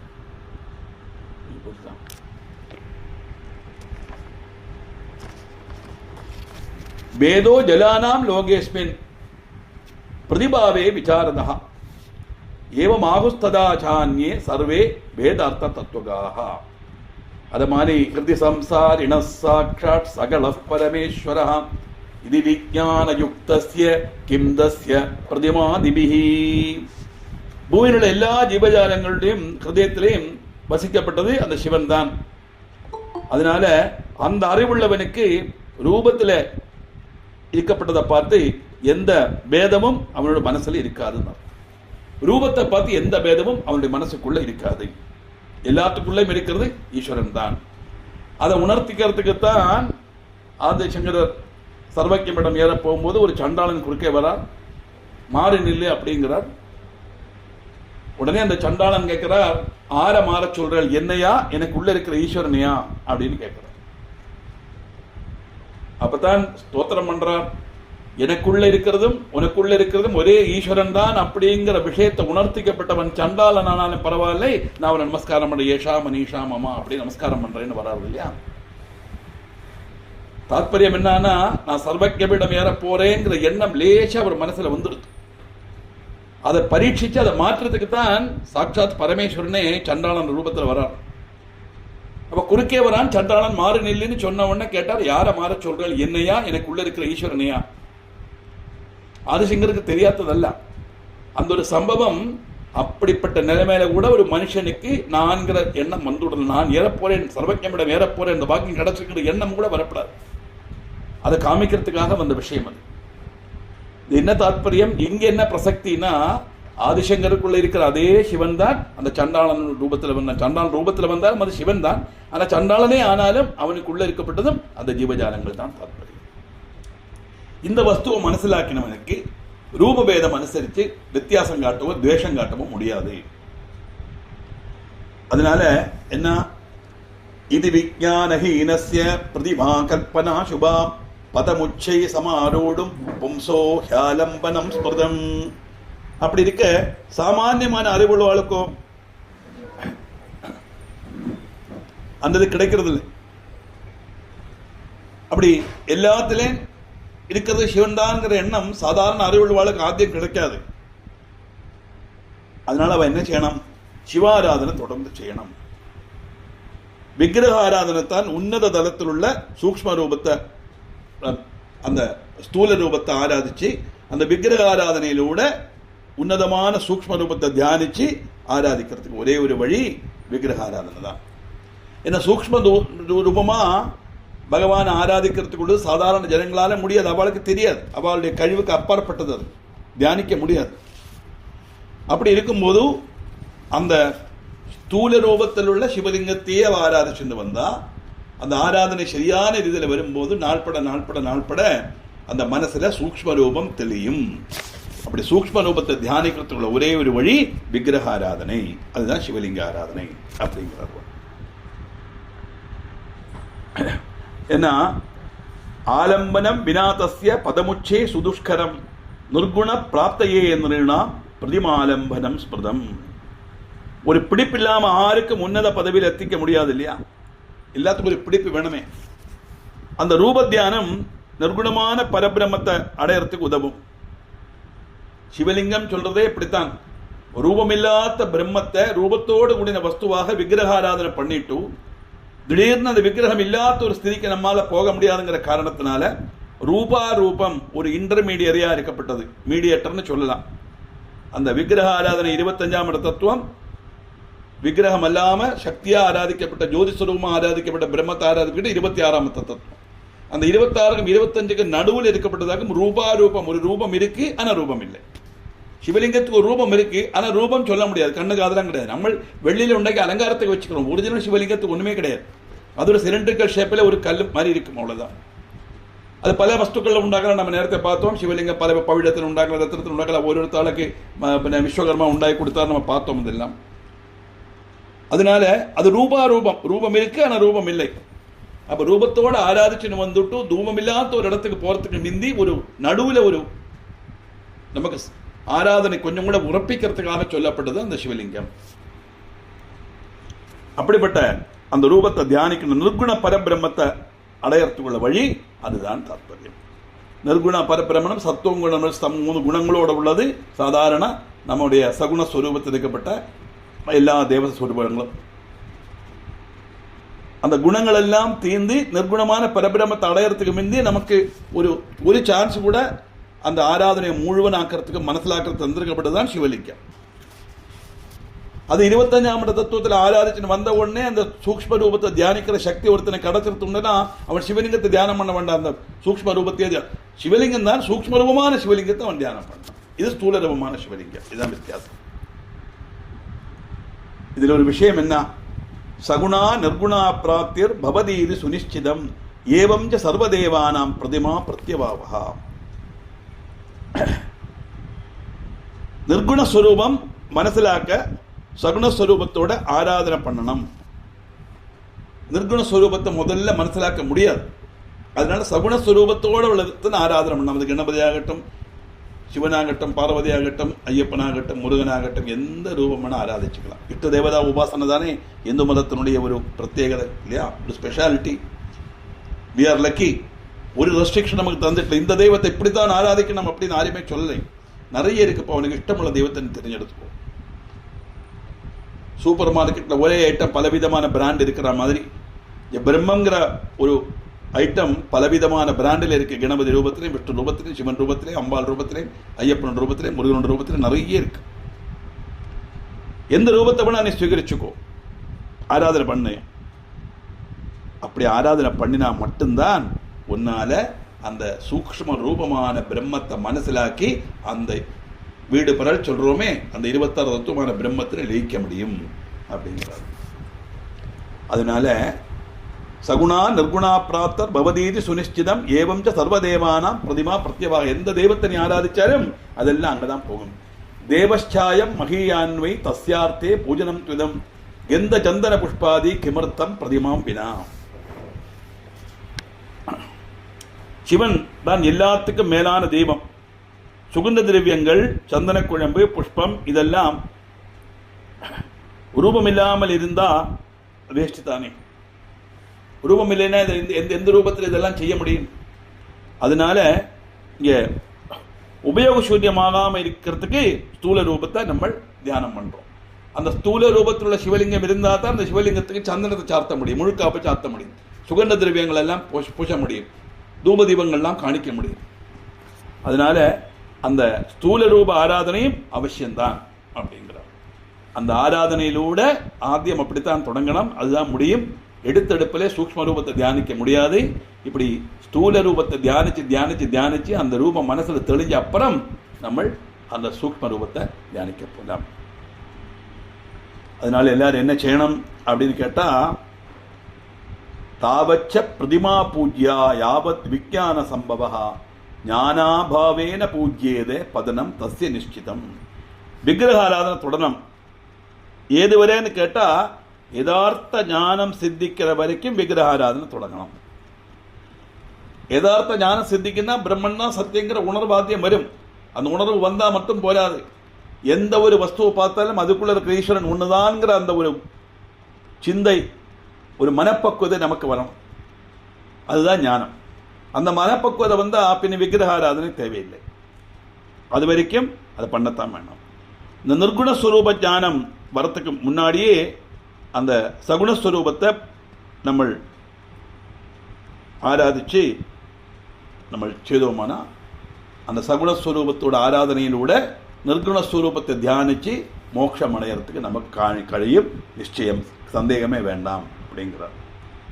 அதனால ஏதஸ்மாத் காரணாத் விப்ரா ஸ்ரூயதாம் பரமார்த்ததா ஸ்வஜாத்யுக்தம் து யத் கர்ம கர்த்தவ்யம் தத் பிரயத்னதா. பிராமணர்களே, நீங்கள் எங்கிட்ட சுருக்கமாக நான் சொல்றேன், கேட்டுங்கோ. கர்மம் சாஸ்திரத்தில் சொல்லப்பட்டது போல ஜாதி வியவஸ்தைக்கு அனுசரித்து செய்யணும். கர்மம்ங்கிறது ஆராதனை. ஆனா அந்த ஆராதனைக்கு பங்கம் வரப்படாது. ஆராதனைக்கு பங்கம் வராத ரீதியில செய்யணும் அப்படின்னு அதை விவரிக்கிறார். எத்திர எத்திர யதாபக்தி கர்த்தவ்யம் பூஜனாதிகம் வினா பூஜனதானாதி பாதகம் ந தூரதா. ஆராதனைக்குள்ள பல வழிகள் பல தருணத்தில் செய்ய பழகணும். இந்த தர்மம்,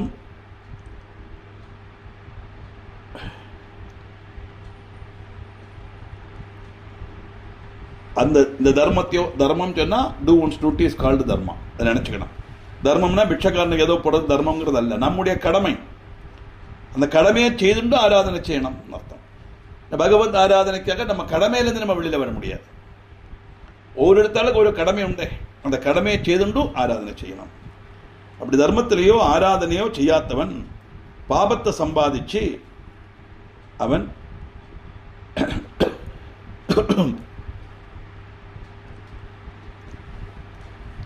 பகவத் விசாரத்திலேருந்து மாறி போயிடுவான். அதனால் என்ன, இந்த ஆராதனை உண்டாகணும்.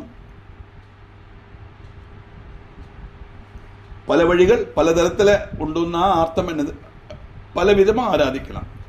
நல்ல வசதியாக இருக்கப்பட்டவா, ஆரோக்கியமாக இருக்கப்பட்டவா 11 ருத்ரன் சொல்லி சிவனை ஆராதிக்கலாம். ருத்ரன் தெரியாதவ என்ன பண்ணுறது, நமசிவாய சொல்லி சிவனை ஆராதிக்கலாம். அதுவும் முடியலை, நமக்கு வேத மந்திரம் எல்லாம் படிச்சுட்டு தெரியாதுன்னா அஷ்டோத்திரம் சொல்லி பகவான் அர்ச்சனை பண்ணலாம். ஒன்றும் தெரியலாம் ஓம் நமசிவாய ஓம் நமசிவாய சொல்லி கூட ஆராதனை பண்ணலாம். அப்படி அந்த ஆராதனை பண்ணும்போது என்ன ஆறுது கேட்டால், யாவச்ச பாதகம் தேகே தாவல் சித்திர்ன ஜாயதே கிதேஜ பாதகே தஸ்ய சர்வம் ஜ சபலம் பவேத். அது வரைக்கும் அவனுடைய பாவங்கள் நம்ம சூழ்ந்து கொண்டே இருக்கும். விஜயம்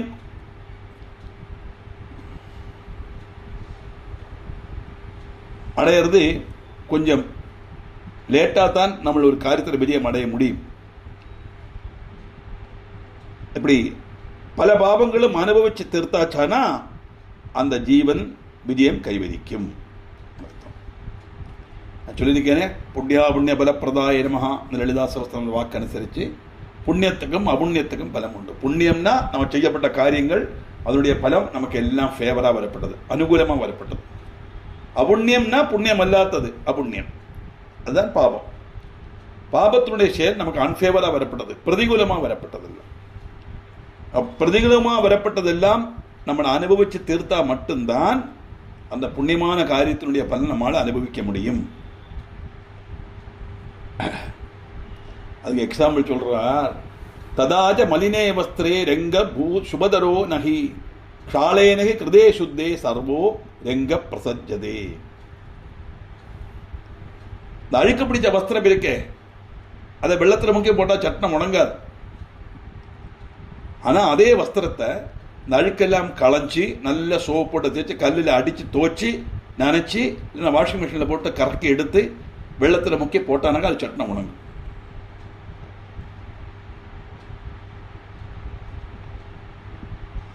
அது உணங்கிறது மட்டுமல்ல, நன்னா இருக்கவும் செய்யும். ஏன்னா அழுக்க துணியை வெள்ளத்தில் முக்கி போட்டால் அது நினச்சதாயிட்டு வராது, அழுக்கு அதில் இருக்கத்தானே செய்யும், சட்டனை உணங்கவும் செய்யாது. ஏன்னா அந்த அழுக்கு மட்டும் பிடிச்சிருக்கு, அதில் வெள்ளத்தில் அந்த அழுக்கில் ஊறி போன வெள்ளத்தை எவாப்பரேட்டே இது எடுக்க முடியாது. ஆனால் அதே சமயத்தில் கழுகி விற்த்தியாக்கி நம்மளை அழகாக துவச்சி விற்த்தியாக்கினோம்னா அது சரியாகும் தாற்பயம். அதுபோல தான் என்னது, ததாச்ச நிர்மலே தேகே தேவானாம் சம்யகர்ச்சயா ஞானரங்க பிரஜாயேத ததா விஞ்ஞான சம்பவா. நல்ல ரீதியில் ஈஸ்வராதனை செய்து களங்கமில்லாத மனசில் ஞானத்தால் உணக்கி காயப்படுத்தணும், சரியான ஞானம் சித்திக்கணும் தாற்பயம்.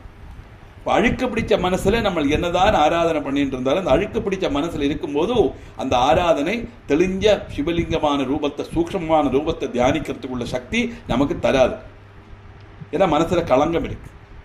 மனசுல களங்கம் இருக்கப்படாது, துவேஷம் இருக்கப்படாது. அட்லீஸ்ட் அந்த ஆராதனை பண்ற சமயத்திலேயாவது எல்லாத்தையும் மறந்து, துவேஷத்தை மறந்து, கோபத்தை மறந்து, நம்ம மனசில் உள்ள மற்றவர்கள் மேல இருக்கிற விரோதத்தெல்லாம் களைஞ்சி ஈஸ்வரனையே நினைச்சுட்டு பண்ணணும். அதை விட்டுவிட்டு மனசுக்குள்ள நினைச்சுன்னு களங்கத்தை வச்சுன்னே நம்ம பண்ணினோமானா அந்த ஆராதனை எப்படி இருக்கும்னு கேட்டால் அழுக்கு துணியை நினைச்சு உணக்கின மாதிரி அப்படிங்கிறார். அதனால மனசுல உள்ள அழுக்கு நீங்கினா ஞானத்தால அந்த வஸ்திரம் உணங்கின வஸ்திரம் மாதிரி ஆகுன்னா நிர்மலமான வஸ்திரமாகும். இது சத்தியம் அப்படிங்கிறார். அப்ப அந்த ஞானம் சித்திக்கணுமே. விஞ்ஞானஸ்ய ஜசன்மூலம் பக்தி ரவ்யபிசாரிணி ஞானஸ்யாபி ஜசன்மூலம் பக்திரேவா விதீயதே. சரியான அறிவு ஞானம் நமக்கு நல்ல பக்தியை கொடுக்கும். அறிவுதான் பக்திக்கு அடிப்படை இருக்கிறது.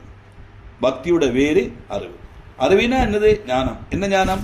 சத்தியமான வஸ்துதான் பிரம்மங்கிற உணர்வு ஞானம். அது இனிஷியல் ஸ்டேஜில் வரலைன்னா இனிஷியல் என்ன வரும்? நான் கும்பிடுற தெய்வம் என்னை காப்பாத்துங்கிற ஞானம். அந்த ஞானமும் வரும். அந்த ஞானம் இருந்தானாக்கா அதுதான் அறிவில். அப்படி இருக்கும்போது பக்தி கூடும். நம்பிக்கைன்னு அர்த்தம். கடவுள் நம்பிக்கை வந்தால்தான் பக்தி கூடும் அர்த்தம். அதனால என்ன வாக்கம்? ഭക്തേർ മൂലം തു സത്കർമ്മ ശ്രേഷ്ഠ ദേവാദി പൂജനം തന്മൂലം സദ്ഗുരു പ്രോക്ത തന്മൂലം സംഗതി സദാ. நல்ல காரியங்கள் தான், சரியான நல்ல காரியங்கள் தான் பக்தியோட வேர். இப்படி நல்ல ரீதியில ஆராதனை செய்து பகவானை தியானிக்கணும்.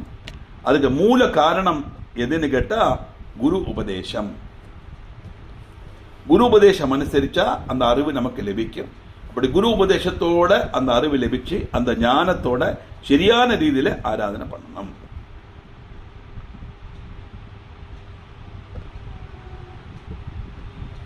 அப்படி குரு உபதேசம் வச்சு நம்ம செய்தா என்ன ஆகும்? அவன் புத்திமானவன், அந்த ஜனங்களை ஒருமிப்பிச்சு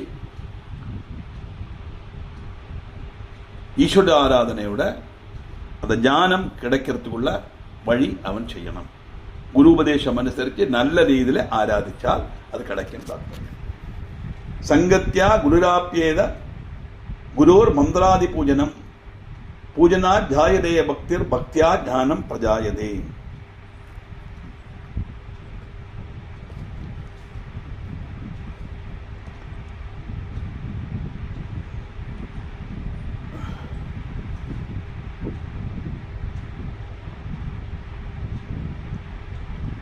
அந்த குரு உபதேசம் அனுசரித்து குரு உபதேச மந்திரத்தை நம்ம சொல்லிண்டே இந்த பூஜை பண்ற சமயத்தில் அந்த பூஜையிலோட பக்தி வளர்ந்து ஞானம் அவனுக்கு சித்திக்கும். அப்படி சித்திச்சா விஞ்ஞானம் ஜாயதே ஞானாத் பரபிரம்ம பிரகாசகம் விஞ்ஞானஞ்ச யதா ஜாதம் ததா பேதோ நிவர்த்ததே. சத்தியமான அறிவு, சத்தியமான வஸ்து அந்த பிரம்மம் தான். அதை மனசிலாக்கினா அவனுக்கு இந்த அறிவு ஞானம் அவனுக்கு கிடைக்கும். இந்த ஞானம் கிடைச்சிட்டுன்னா பின்ன மனசுல எந்த தர்க்கங்களுக்கும் இடம் கிடையாது.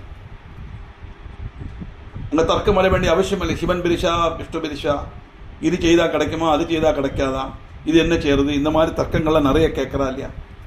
இப்போ புதுசா அப்படித்தான் புதிய புதிய சோதியங்கள்லாம் வந்திருக்கு. பகவானுக்கெல்லாம் கழிவுண்டு சொல்றாலே, எதத்தினால சுனாமியை நிறுத்த முடியலை, சைக்கிளான் நிறுத்த முடியலை. இப்போ பாருங்க வயநாடுல மண் இடிஞ்சு விழுந்தது, இதே நிறுத்த முடியலை அப்படின்னு கேட்டா அது நேச்சுரல் கலாமிட்டி.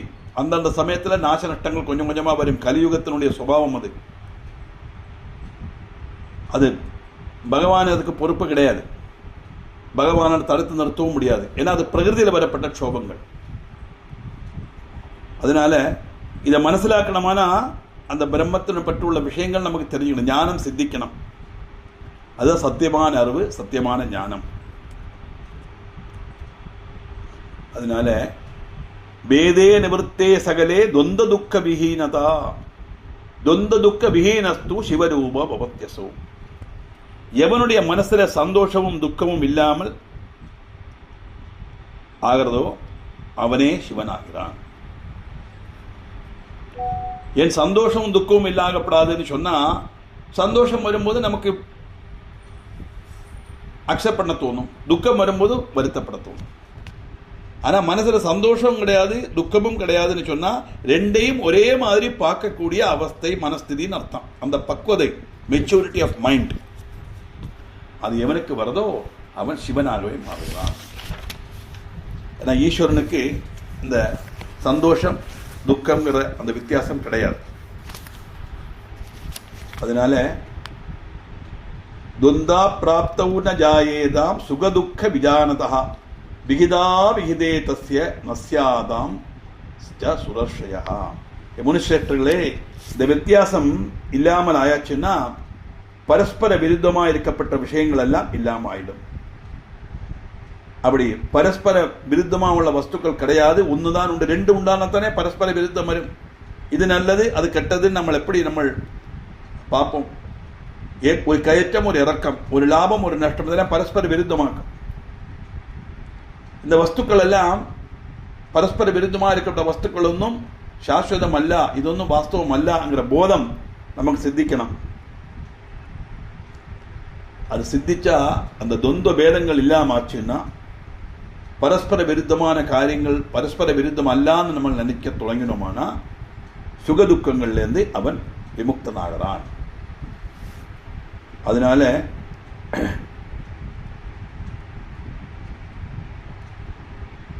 அந்த இடத்துல விகிதம் அவிகிதம் அப்படிங்கிற அந்த ஒரு கான்செப்ட் அவனை பாதிக்காது.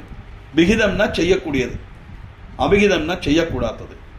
இப்போ டூ டோன்ட்ங்கிற ஒரு பிரச்சனமே அவனுக்கு வராது. ஏன்னா ஒண்ணுமே செய்யறதுக்கு இல்லையே. ஞானம் சித்திச்சாச்சுன்னா ஒன்றும் செய்யறதுக்கு உண்டானதானே எது செய்யணும் எது செய்யப்படாதுங்கிற பிரச்சனை வரும். அந்த இது இல்லாதவனாக அவன் மாறுவான்னு தாற்பயம். இதெல்லாம் படிப்படியா நம்மளை மனசை சீர்படுத்தி ஈஸ்வர தியானத்துல கொண்டு வந்து நமக்கு முக்தியை கொடுக்கறதுக்காக சொல்லப்பட்ட விஷயங்களாகும் இதெல்லாம். அதனால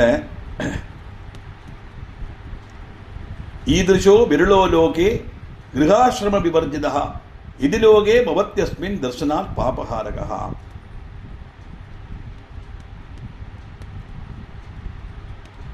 ஒருத்தன் பேச்சுலரா இருந்து கிரகசாஸ்திரமத்தை வர்ஜிச்சுட்டு வரானோ அவனை பார்க்கிற சமயம் எல்லா பாவங்களும் இல்லாமாகும்.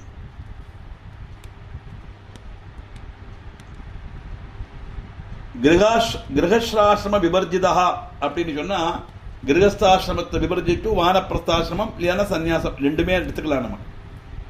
அப்படி வரப்பட்டவனுடைய அவனை பார்க்கிற சமயமே எல்லா பாவங்களும் இல்லாமாகும் அப்படின்னு சொன்னா அந்த பாவத்தினால வரப்பட்ட துக்கத்தை மறக்கிறதுக்குள்ள சக்தி நமக்கு கிடைக்கும் தாற்பயம். எப்போ நம்ம யாரை பார்க்கிறோமோ அவன் உண்மையிலேயே அந்த கிரகஸ்தாசிரமத்தை வெடிஞ்சவனா இருந்தால்.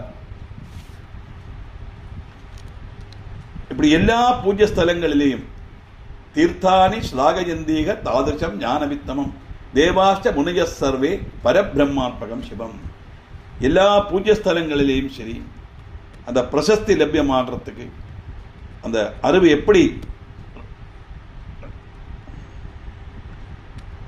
கிடைக்கிறதோ அந்த சிவன் தான் சுப்ரீம் பவர், ഏറ്റവും மேலான இருக்கப்பட்ட சிவன். சிவன் சொன்னா பிரம்மம். சிவபுராண மானத்தினால சிவன் சொல்றோம். இங்க விஷ்ணு சிவனுங்கிற வித்தியாசம் பார்க்கப்படாது, பிரம்மம் நினைச்சுக்கணும். அப்படி சக்தியான பிரம்மத்தை தான் நம்ம தியானிக்க முடியும். எந்த புண்ணியஸ்தலத்தில் போனாலும் அதுதான் தாத்பரியம் அர்த்தம். அதனால எனக்கு அங்க போக முடியல இங்க தானே போனேங்கிற வித்தியாசம் கிடையாது. எந்த புண்ணியஸ்தலத்துக்கு போனாலும் தியானிக்கிறது அந்த பிரம்மத்தை தான் அப்படின்னு தாத்பரியம்.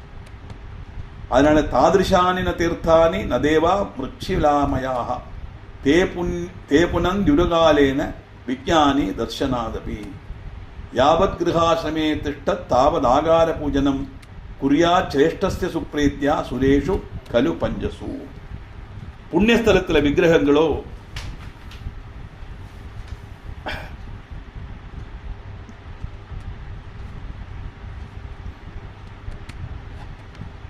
ஒன்றும் இந்த ஞானத்துக்கு சமானமாகாது. அப்படின்னா அந்த விக்கிரகங்களை பார்த்து நம்மளை ஆராதனை பண்ணினதுனால மட்டும் வந்துடாது. எல்லாத்திலும் இருக்கிறது ஒண்ணுதான்ங்கிற எண்ணம், அந்த ஞானம் சித்திக்கணும். பிரம்மன் தான் சத்தியங்கிற ஞானம் சித்திக்கணும். அப்படி அந்த புண்ணியஸ்தலங்கள் சந்தரிச்சு விக்கிரகங்கள் ஆராதிச்சு வரும்போதும் பல புண்ணியஸ்தலங்களுக்கு போறோம், பல விக்கிரகங்களை பார்க்கிறோம். எல்லாத்துக்குள்ள இருக்கிறது ஒண்ணுதான்ங்கிற அறிவு காலக்கிரமேண நமக்கு உண்டாகும், வரணும். தே புனந்துருகாலேன திருப்பி திருப்பி போறதுனாலதான் அது வரும். அந்த சத்தியமான வஸ்துவை மனசிலாக்கின ஒருவன் தர்சன மாத்திரையிலே அந்த அறிவு ஒருவனுக்கு பகிர்ந்து கொடுக்க முடியும். இப்போ பிரம்மன் தான் சத்தியங்கிற உணர்வு நமக்கு மனசிலாக்கிறதுக்காக நம்ம அதுக்கு வேண்டி நம்ம பிரயத்னிச்சு ஒரு குருவை நம்ம அப்ரோச் பண்ணினோம்னா அந்த குருவுக்கு அந்த தரிசனம் கிடைச்சவனா இருக்கணும். அவனால மட்டும்தான் அந்த பார்வை மாத்திரையில நமக்கு அந்த தீட்சையை கொடுக்க முடியும், நம்ம விஷயத்தை கொடுக்க முடியும். தாற்பயம் யாவத் கிருஹாசிரமே திஷ்டே தாவத் ஆகார பூஜனம் குறியா சேஷ்டச சுப்ரீதா சுரேஷு கல பஞ்சசு. அது வரைக்கும் கிரகஸ்தர் என்ன பண்ணணும்? சிவாராதனை செய்துட்டு தான் இருக்கணும். எல்லா தேவர்களுக்கும் மேலான சிவனை ஆராதிக்கணும். காரணம் எல்லாத்துக்கும் நாராய வேலாக இருக்கப்பட்டது சிவன், மூல காரணம் சிவன். சிவன்னா பிரம்மம். எடுத்தெடுத்து சொல்றேன்னா காரணம் என்ன அப்படின்னா, நம்ம வீட்டில் எல்லாம் பல செடிகள் எல்லாம் நடுறோம், மரங்கள் கொஞ்சம் தெங்கு நல்ல பெருசாகிச்சு வச்சுக்கோங்களேன். நம்ம எங்கே வெள்ளம் விடுறோம்? வேரில் தான் வெள்ளம். வேரில் வெள்ளம் விட்டால் அது விருட்சத்துக்கு முழுவதும் போய் சேரும். அதே மாதிரி எல்லாத்துக்கும் மூல காரணமாக இருக்கப்பட்ட சிவன், அதுதான் எல்லா தெய்வங்களுக்கூட ஈஸ்வர விசாரத்துக்கு வேறாக இருக்கக்கூடியவர் சிவன். அந்த சிவனை ஆராதிச்சா அந்த சிவ ஆராதனை எல்லா விதமான காரியங்களையும் அபீஷ்டங்களையும் சாதிக்கிறதுக்கு நமக்கு உதவும் தாற்பயம். எப்படி வேரில் விடப்பட்ட வெள்ளம் மரத்தில் உள்ள எல்லா பாகங்களுக்கும் போகுமோ, அதே மாதிரி சிவாராதனை ஒன்னே போரும் எல்லா அபீஷ்டத்தையும் நமக்கு சாதிக்கிறதுக்கு. தனித்தனியாக ஒரு தெய்வங்களை ஆராதிக்க வேண்டிய அவசியம் இல்லைன்னு தாற்பயம். இன்னொரு அர்த்தம் என்னன்னா, எந்த தெய்வத்தை ஆராதிச்சாலும் அந்த ஆராதனை எல்லாம் பிரம்மத்துக்குத்தான் போய் சேரும். அதனால நம்ம எந்த தெய்வத்தை ஆராதிக்கிறோங்கிறது இங்கே பிரச்சனையே கிடையாது. It is not the criteria. எப்படி ஆராதிக்கிறோங்கிறது தான் நாங்கள் தாற்பயம். எந்த தெய்வத்தை ஆராதிச்சாலும் எல்லாத்துக்குள்ளும் இருக்கிறது ஒரு சக்தி தான்ங்கிற எண்ணத்தோடு ஆராதிக்கலாமானால் எந்த தெய்வத்தை வேணா ஆராதிச்சுக்கலாம். அதெல்லாம் இந்த பிரம்மத்துக்கு தான் போய் சேரும் தாற்பயம். அதனால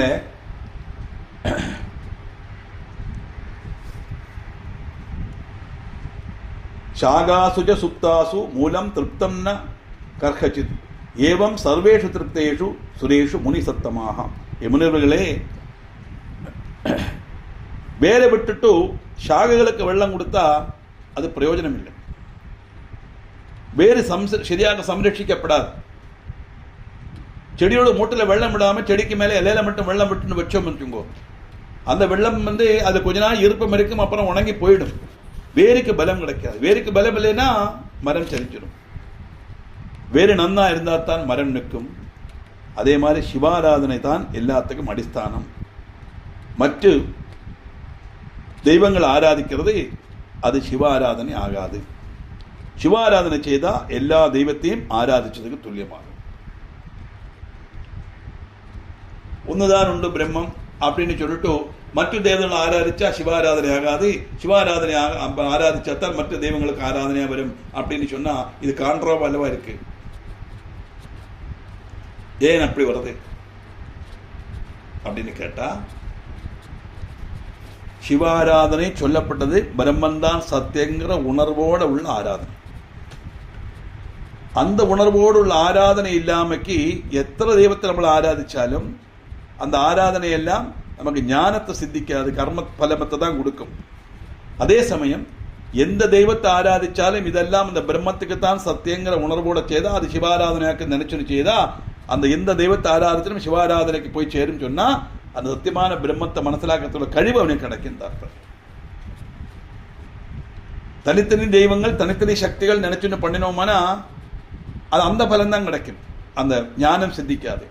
அதே சமயம் எல்லாத்துக்குள்ள இருக்கிறது ஒண்ணுதான்ங்கிற எண்ணத்துல இந்த பிரம்மத்தை ஆராதிக்கிறதுக்கு நம்ம இந்த ரூபத்தில் ஆராதிக்கிறோங்கிற எண்ணத்தோட பண்ணினோமானா ஞானம் சித்திக்கும் தாற்பயம். அதுதான் மற்ற தேவதைகள் ஆராதிச்சா அது சிவாராதனை ஆகாது, சிவனை ஆராதிச்சா எல்லா தெய்வங்களும் ஆராதிச்சதுக்கு துல்லியம் சொல்லப்பட்ட காரணம். அதனால இப்படி சர்வதா சிவதிருப்திர்னோ விக்னேயா சூக்ஷ்ம புத்திபிகி சிவேஜ பூஜிதே தேவா பூஜிதா சர்வ ஏவகி தஸ்மாச்ச பூஜையே தேவம் சங்கரம் லோகசங்கரம் சர்வகாம பலாப்தியை சர்வபூத ஹிதேரதா. இப்படி சிவனை திருப்திப்படுத்தி